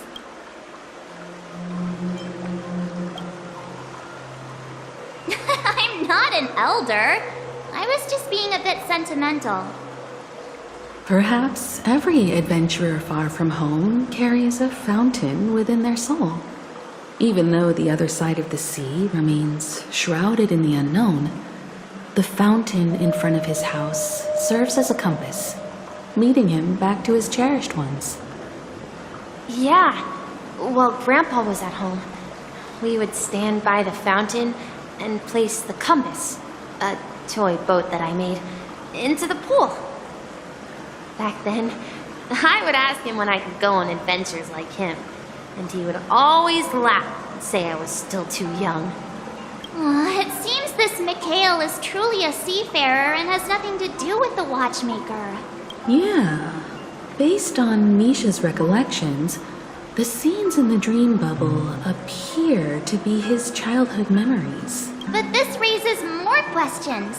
According to Misha, he was clearly born on an oceanic planet and led an ordinary life, with no connection to Penacony at all. Could this be some sort of metaphor? Perhaps the sea refers to the memory zone. I'm sorry. I don't know, but my memories keep pouring out uncontrollably, like water flowing from a fountain. Perhaps I'll remember more things if we go further. I wish to share your burden. We're going to the opposite side, right? No, we should turn left here. Huh? Something feels different about this place. This is it. Up ahead is Grandpa's study. The atmosphere in this room feels totally different. Misha! You finally come! Clocky! You're here! Yeah. This is the room where we first met each other. Are those books on the bookshelf logbooks left behind by that seafarer? Yeah. Whenever he came back, He placed a logbook on the bookshelf in his room. They contain records of his expeditions to every corner of the world. He described our world as a fountain. At some point, the sea started to gradually swallow up the land where people lived to ensure that everyone had land to settle on. He had to continue exploring the sea in search for the source of the rising seawater. On that day, he called me to his study, telling me that he was embarking on another journey.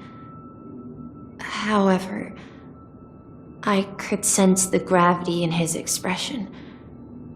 It was the same look I had seen on my father's face before his final voyage.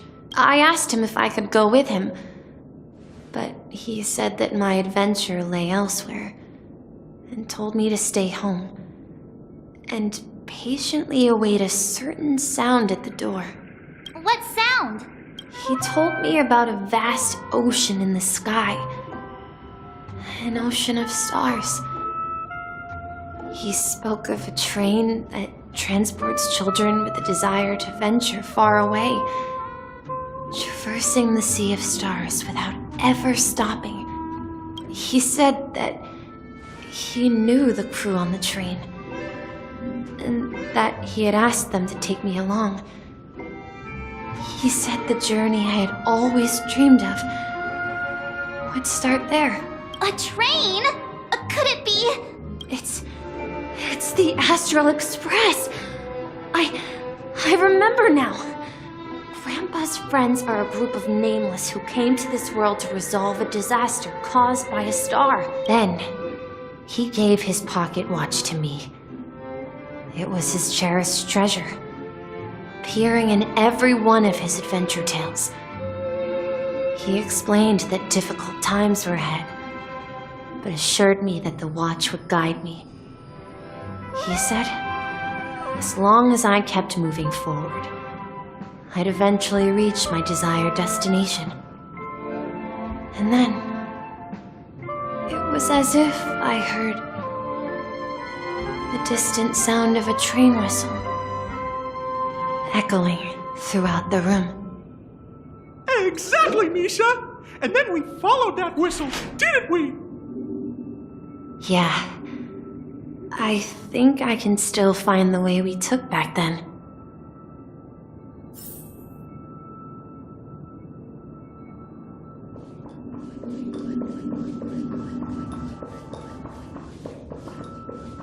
This is the dream jigsaw, right? Do you remember? You said you... Hey, the shape seems to... Looks like we're just one step.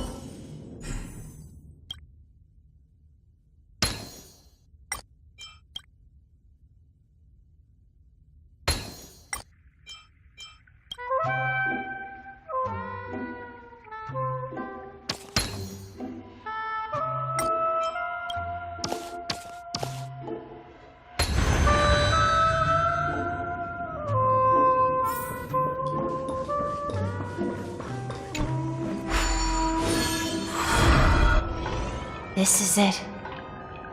This is my room of clocks. While I spent my time waiting for Grandpa to return from his voyage, Walter gave me this workshop, and it became my secret base here. I learned how to repair clockwork and gears out of my fondness of precision mechanics.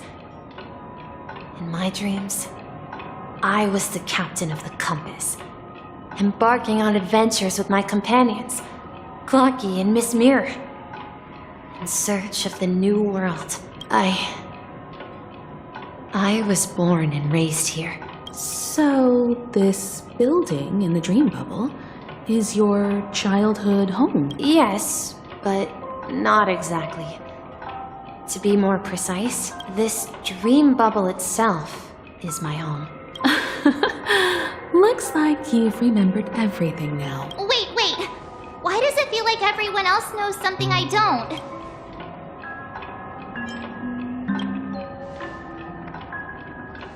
Marge, Do you remember when he mentioned a clocky that only he could see? Yeah, the little guy here, right? But we all saw him in Dreamflux Reef, right? And Mr. Yang even greeted him. Looks like everyone on the Astral Express has a childlike spirit. The answer lies in the Astral Express. His experience shows that neither Firefly nor Acheron can see this clocky. And when we were in Dreamflux Reef, you may have noticed that for some reason, nobody outside of the crew had ever talked with Clocky.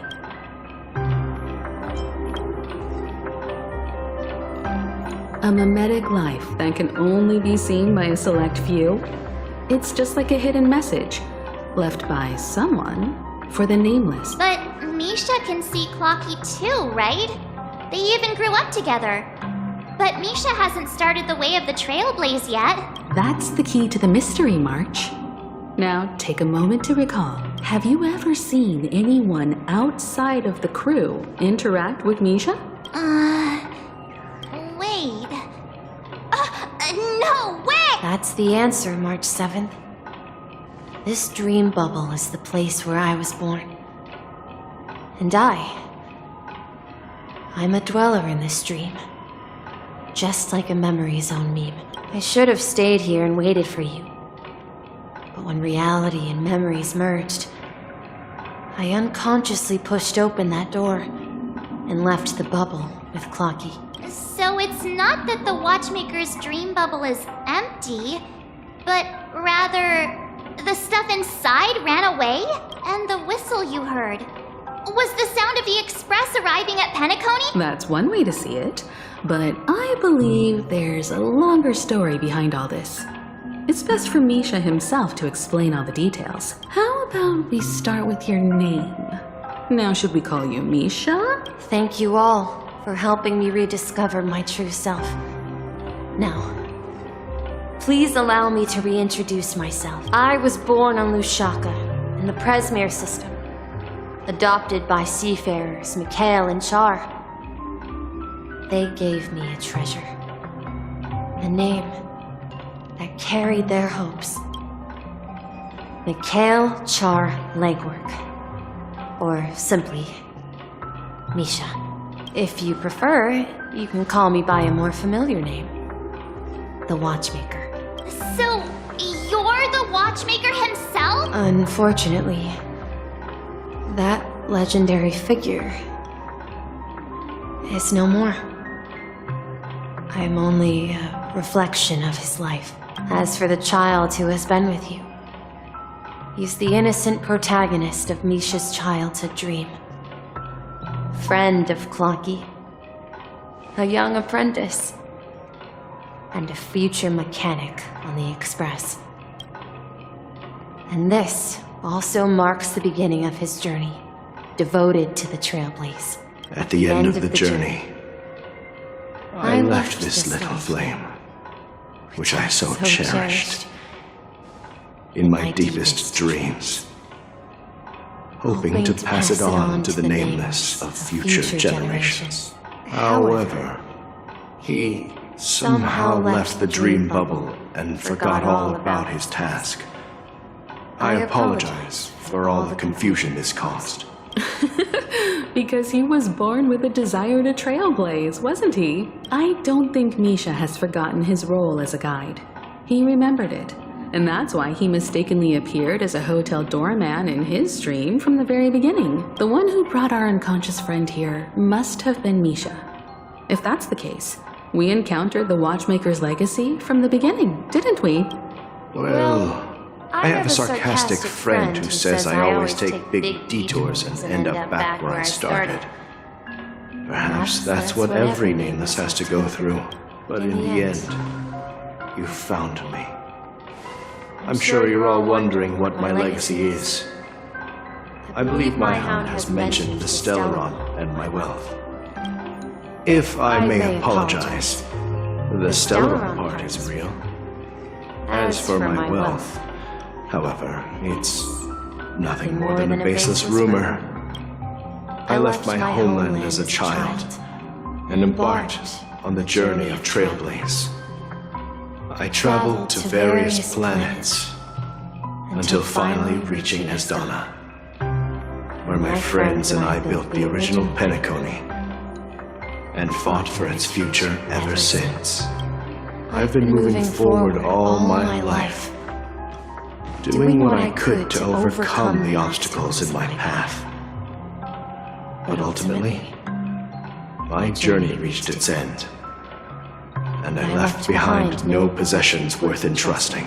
So, if you ask what's left within this worn-out train engine that can be called a legacy, I suppose it's the things that are still burning in the engine's furnace. Now that you're well aware of the current situation of Penacony, I certainly hope that you'll help me get this world back on track. But I'll leave that decision to you, for the path of Trailblaze is never paved by others. All I have for you is a story and 2 gifts. I want to give you my pocket watch. It has accompanied me throughout my long journey, guiding that naive child forward, and has been blessed with the presence of so many great people up to this day. And my hat, too. The one who navigated for me placed it on my head and planted a fanciful thought in my mind. The trailblazing expedition will never end now. It's time for you to make your choice. Once you've made up your mind, open that door and enter the long dream of an old man. I'll be waiting for you at the end of this corridor of time. All right, everyone. Let's make a decision, although I don't think anyone will have any objections.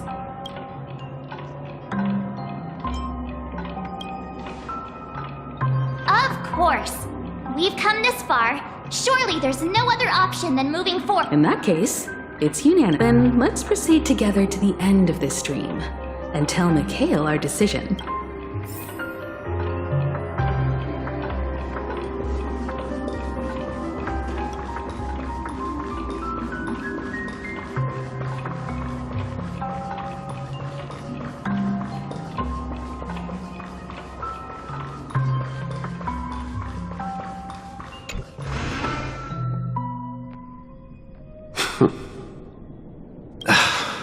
Mikhail, where are you going? Someone has to step up and save Lushaka. So why can't it be me, Misha? Please don't go. And if you must, please take me with you. Don't leave me alone. Even without me, you know how to proceed forward, brave Captain Misha. The compass is waiting for you. Haven't you always wanted to be a better adventurer than me? Now go, board that train and start your journey. Where are you going, Mikhail? I'm going to clean the floor in the parlor car. I've promised the conductor. Wait, first tell me, did you fix this watch? Yeah? I know what it looked like before. Its chain was broken, the back case torn, and the marks on the dial all worn out. How did you manage to fix it? Well, it's hard to explain, but I knew it could be fixed. It's the hands, Mr. Amundsen. Its hands were intact and pointing in the right direction, so I knew there would be a way to fix the rest. I see. You'll work with me from now on. Haven't you always wanted to tinker with this train? You're its mechanic now. As for the conductor, I'll do the talking. But I only know how to fix watches. Don't worry. You've got what it takes. I'll teach you what you need to know. Where are you going, legwork? It's time to head to our next stop. I'm staying in Astana with Rosalina and Tiernan. I see. This place reminds you of home. The people of Astana have only achieved a tiny victory and still have a long way to go towards true freedom.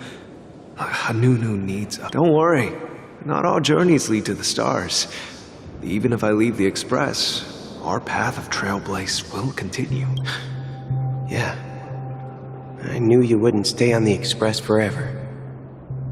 Leave in peace, my friend. And, take this with you. This is Mr. Amundsen's hat. But why? When he departed, he said he would leave it to his best student. Well, I suppose the time has come. Farewell, legwork. Take care of Tiernan and Rosalina. And don't forget to write to us. Where are you going, Watchmaker? Don't worry, Micah. Just going on a little trip. Someone has to be at the forefront of the interstellar frontier, and I'm the only former Nameless in Penacony. So why can't it be me? Because you're all we have! Have you forgotten about Tiernan? The cosmos is way more dangerous now. What will happen to Penacony if we lose you too? But what will happen to Penacony if we don't find a way out? Ah, Tiernan. How could I ever forget him? I've spent countless sleepless nights asking myself why I didn't go with him back then. We Nameless won't stop. Don't worry, Micah. It's just a matter of getting back to my old profession.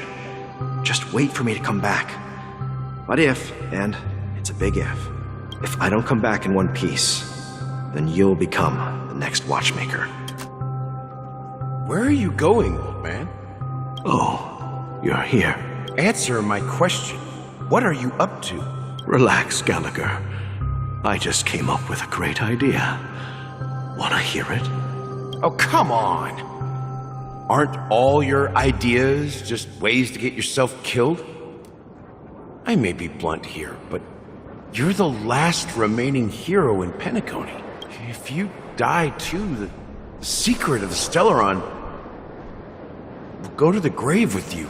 Yes, I'm afraid there's no way out in Penacony, so I'll have to consider alternatives beyond Esdonna. We'll organize a festival using the Watchmaker's legacy as a facade and send invitations to the entire cosmos to gather people here. So, a desperate struggle against the family? Desperate? Don't we have you here, my friend? This task is challenging, but what hasn't been challenging for us along the way? Well, whatever you do, remember, make sure to send an invitation to the Astral Express. Misha! Where are you going? Oh, it's you, Clocky. Take me to Dreamflux Reef. Last night, I had a long dream about the day we met. I want to write down that dream. Write it down?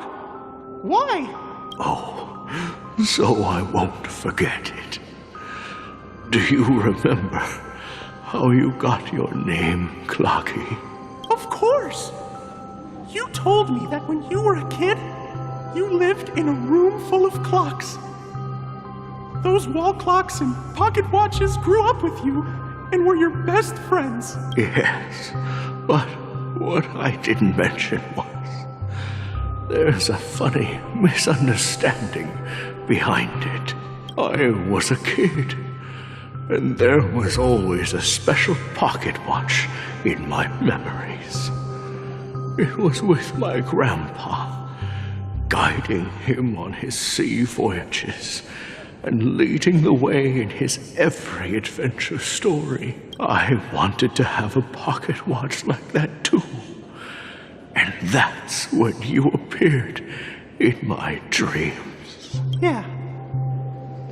Every night, we boarded the compass and set sail together. But you know what? It wasn't until the day my grandpa gave it to me that I realized it wasn't a pocket watch at all. It was a compass. So, your name should have been Compassy. And the Watchmaker is just a nameless.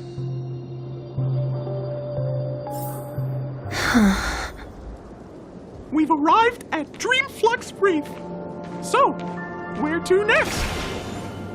You know, Clocky, I don't think I'll be going anywhere else.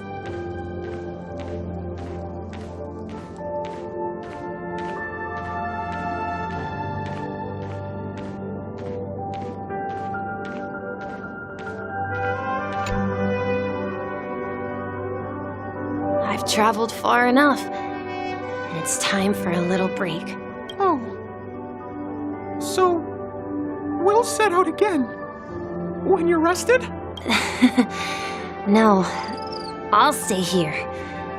And then, this is where it ends. This is... where it ends? But you told me that the trailblazing expedition would never end. Yeah, that's what I said. So now, it's up to you to decide your next destination. My next destination? What's that supposed to be? I've been following you, Misha. You're acting weird today. If you're feeling down, we can just do what we usually do. With the clockwork. No, I'm not feeling down. As for clockwork, yeah, it resolves all problems in this dream. So, do you know what clockwork actually is? I'm not quite sure. Well, everyone gets lost at times. They may hesitate and doubt which way to go. That happens in this dreamscape and beyond. But don't worry. Everyone goes through moments of uncertainty and hesitation. Eventually, they gather the courage to make bold decisions, whether it's calming, happy, angry, or sad. All they need is a little nudge to take that step toward where they truly belong. I'm leaving that little nudge with you, and I hope you'll share it with others. Such is the essence of clockwork, the will of the trailblaze. Clocky's hands spin around non-stop, indicating confusion, frustration, and weakness. But ultimately, people still need to move forward. Just like your hands, always pointing ahead. This is where my journey ends. From now on, it is your path to walk. Trailblazing means taking paths your predecessors forswore, and venturing even further. The Penacony in McHale's dreams does not belong to order.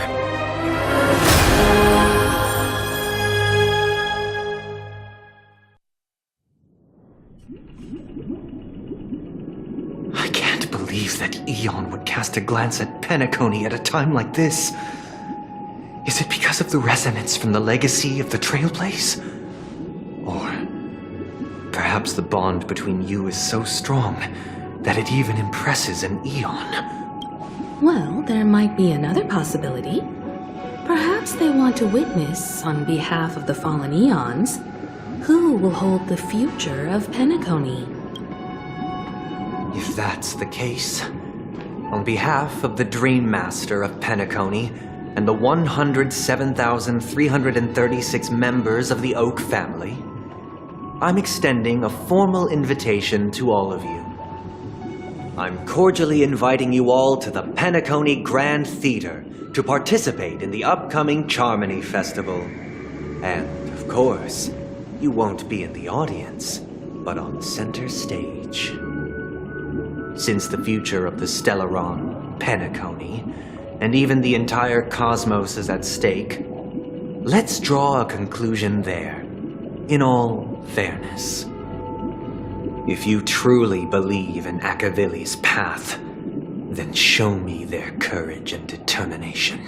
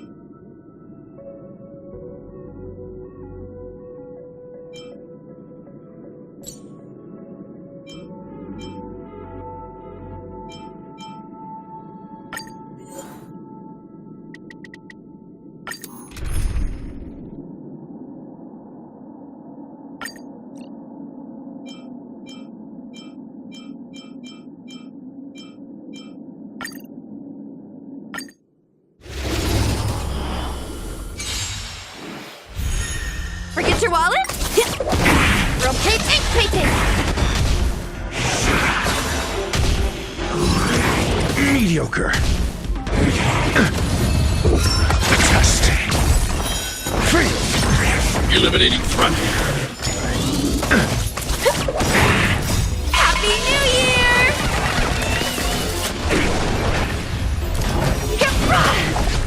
New Year telescope!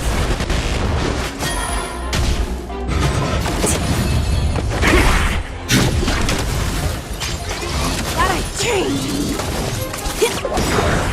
Happy New Year! Rotate ink painting! New Year telescope! Ninjutsu secret technique, dazzling obliteration! Please! Useless! Knowledge, the measure of truth and falsehood. Eliminating threat.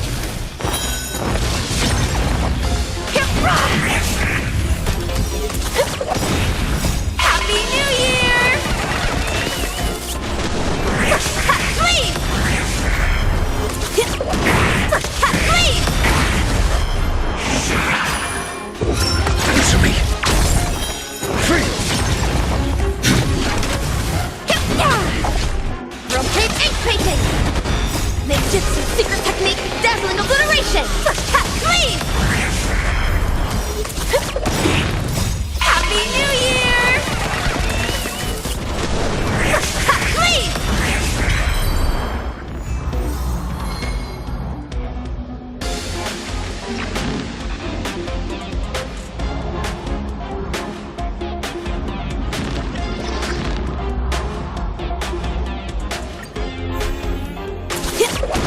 New Year telescope!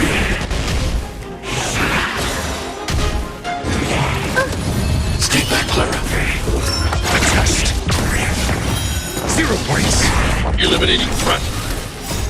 Help me, Mr. Sora! Mission command.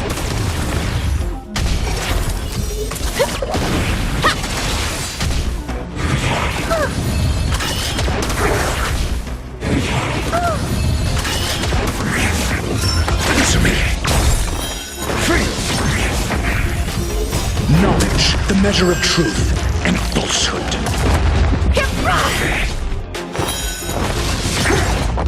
Happy New Year! Free. Rotate ink painting! Are you all right? I'm okay! Help me, Mr. Sora!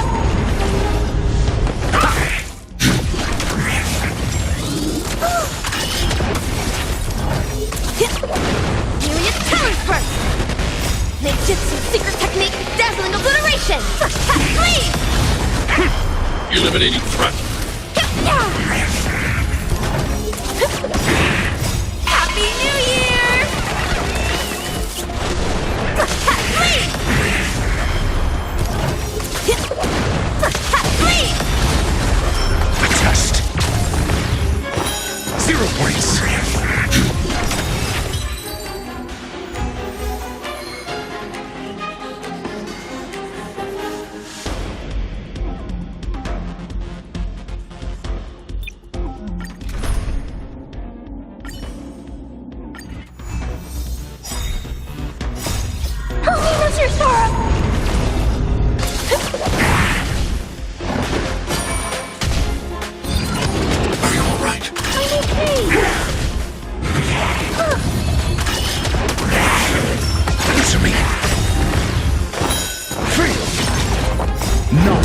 measure of truth and falsehood.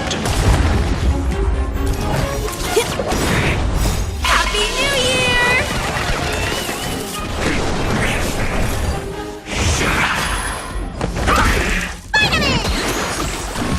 Eliminating threat. Are you alright? I'm okay!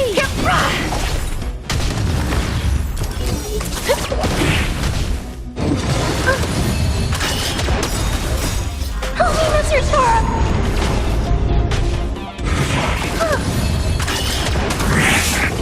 A test. 0 points. Happy New Year!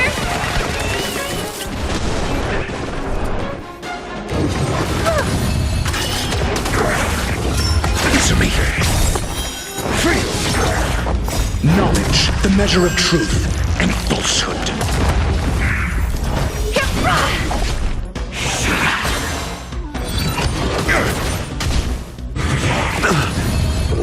A test. 0 points.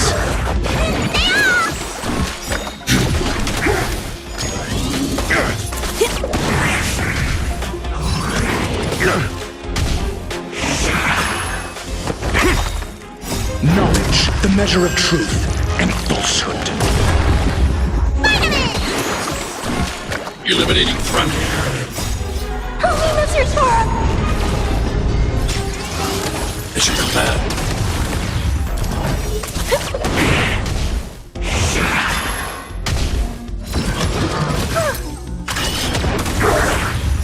What's in your prescription?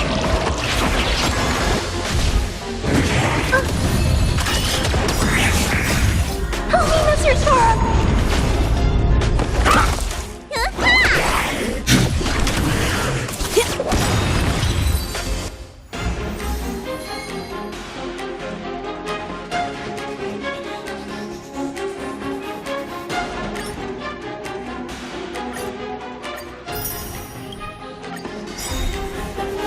Happy New Year!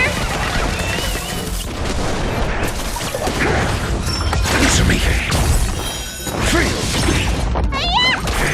Eliminating front.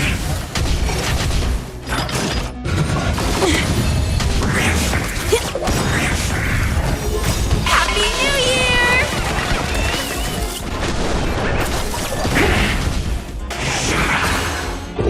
A test. 0 points.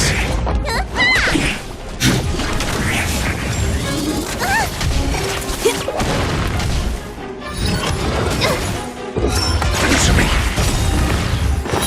Free. Knowledge, the measure of truth and falsehood. Happy New Year! Free.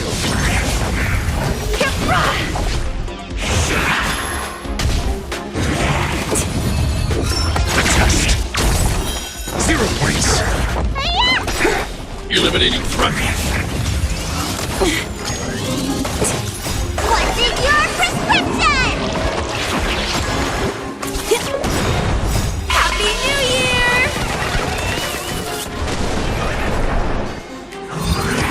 What a drink! Answer me. Free.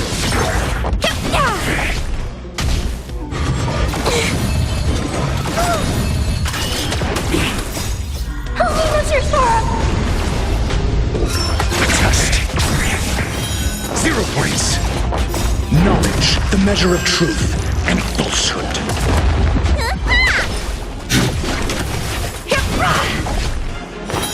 Free. Happy New Year! Answer me. 0 points. Eliminating front.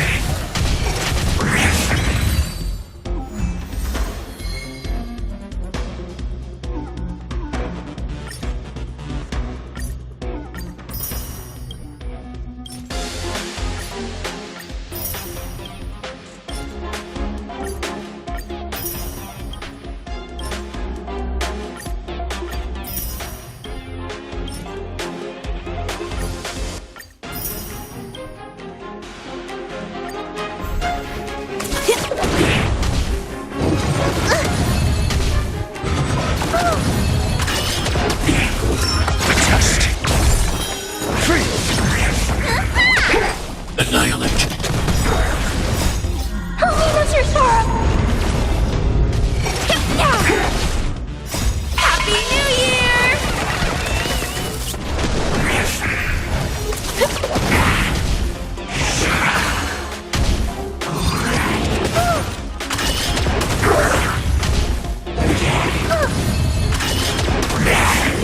Answer me.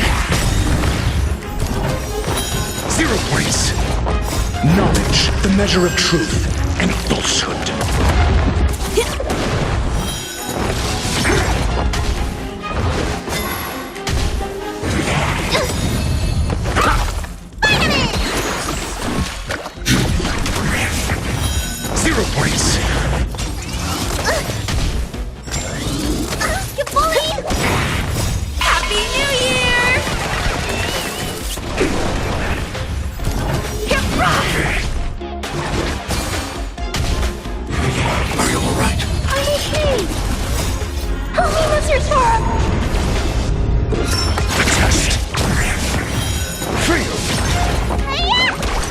Eliminating threat.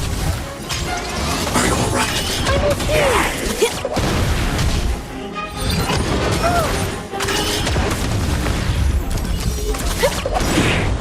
Happy New Year!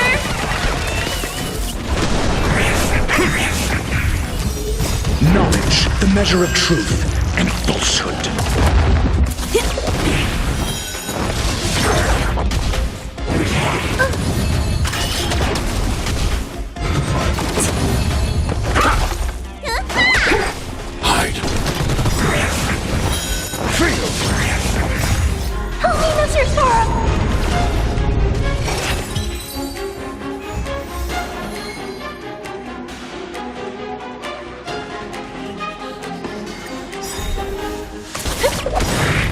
Happy New Year!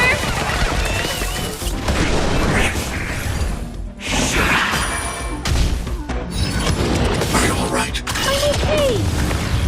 What's in your prescription? Answer me. 0 points. Annihilate.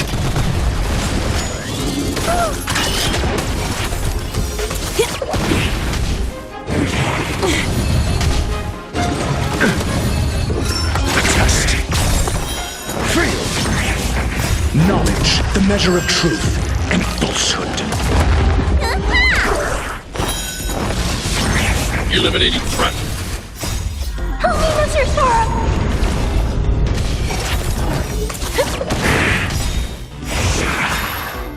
Happy New Year!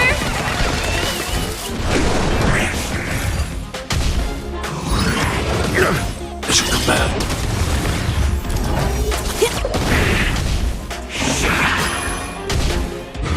Are you alright? I'm okay.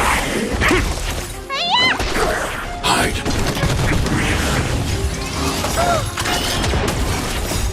Help me, Mr. Sora!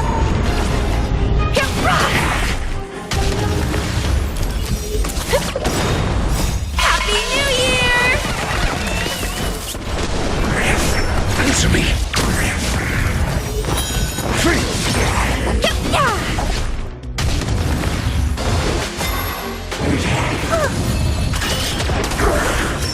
Test. 0 points. Knowledge, the measure of truth and falsehood.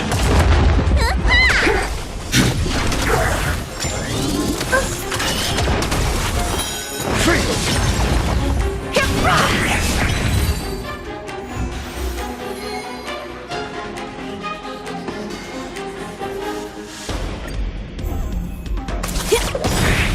Happy New Year! Answer me. 0 points.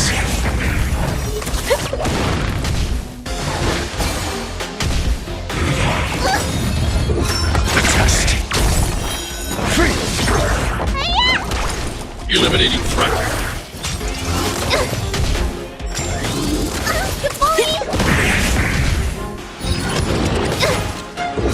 Answer me.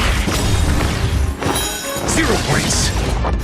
Knowledge, the measure of truth and falsehood. Happy New Year!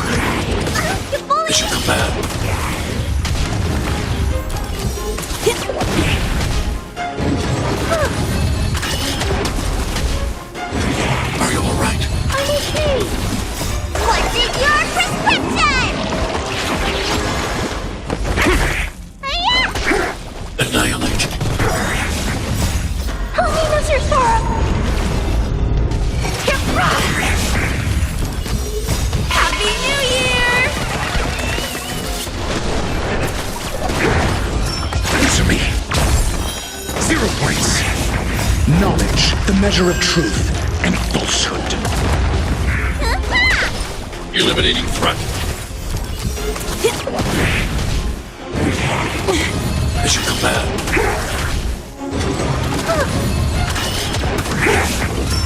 Test.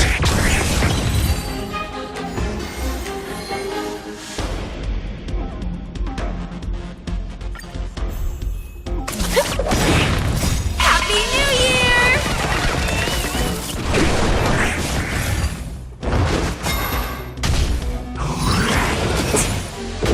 Answer me. Free.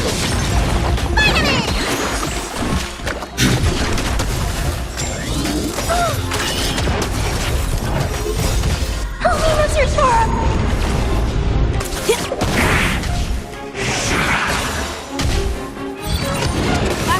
Mission command. Mission command. Test. 0 points. Knowledge, the measure of truth and falsehood. Happy New Year!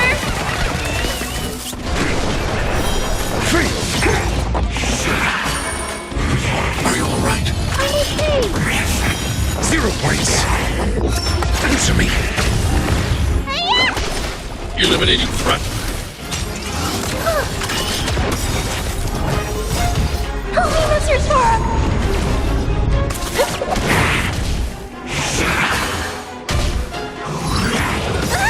Mission command. Mission command. Test. Free.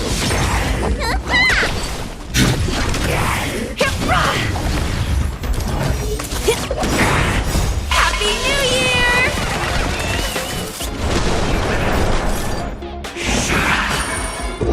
Answer me. 0 points. Knowledge, the measure of truth and falsehood.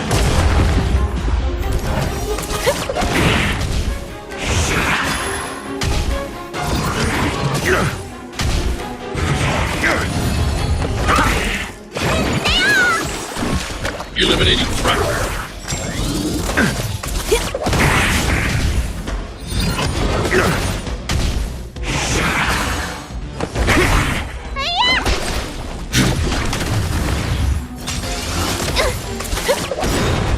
Happy New Year!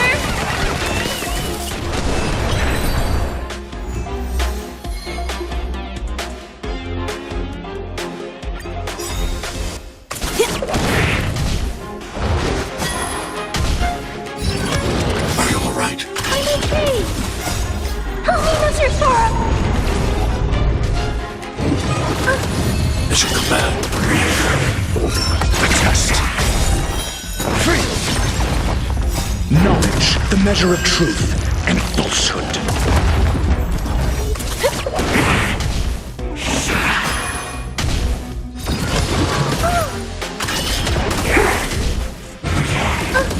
Stay back, Clara. What's in your prescription? Answer me.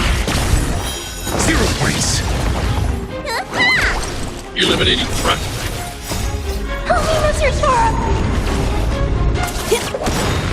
Happy New Year!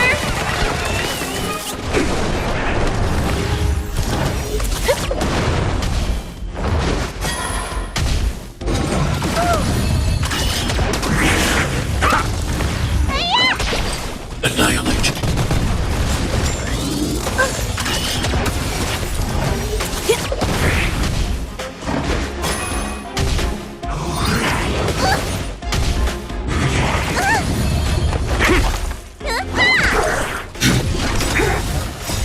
Holy Monsters Forum! Mission command. Happy New Year!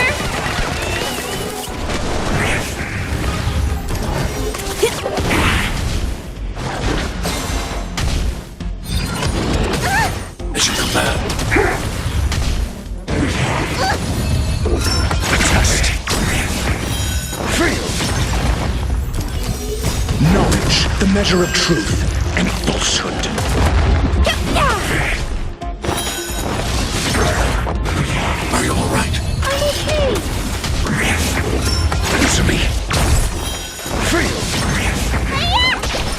Eliminating threat. Are you alright? I'm okay.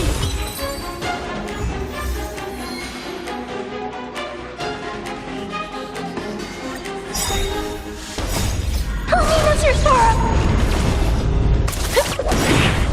Happy New Year!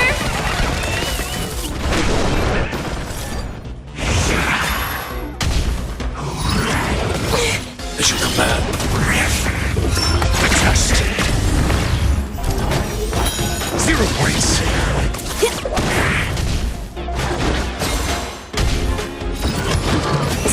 Mission command.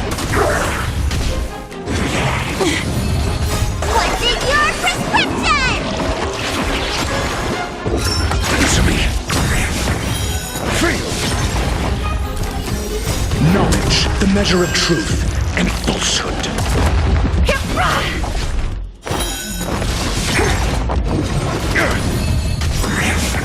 Happy New Year!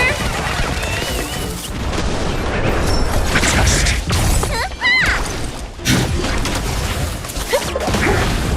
Answer me. Fail.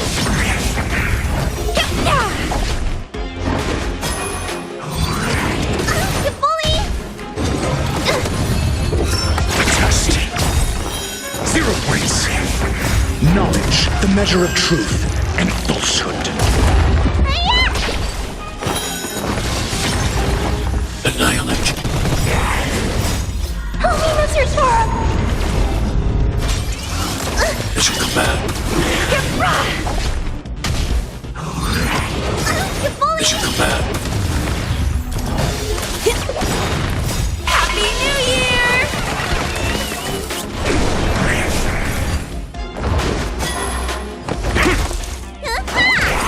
Eliminating threat.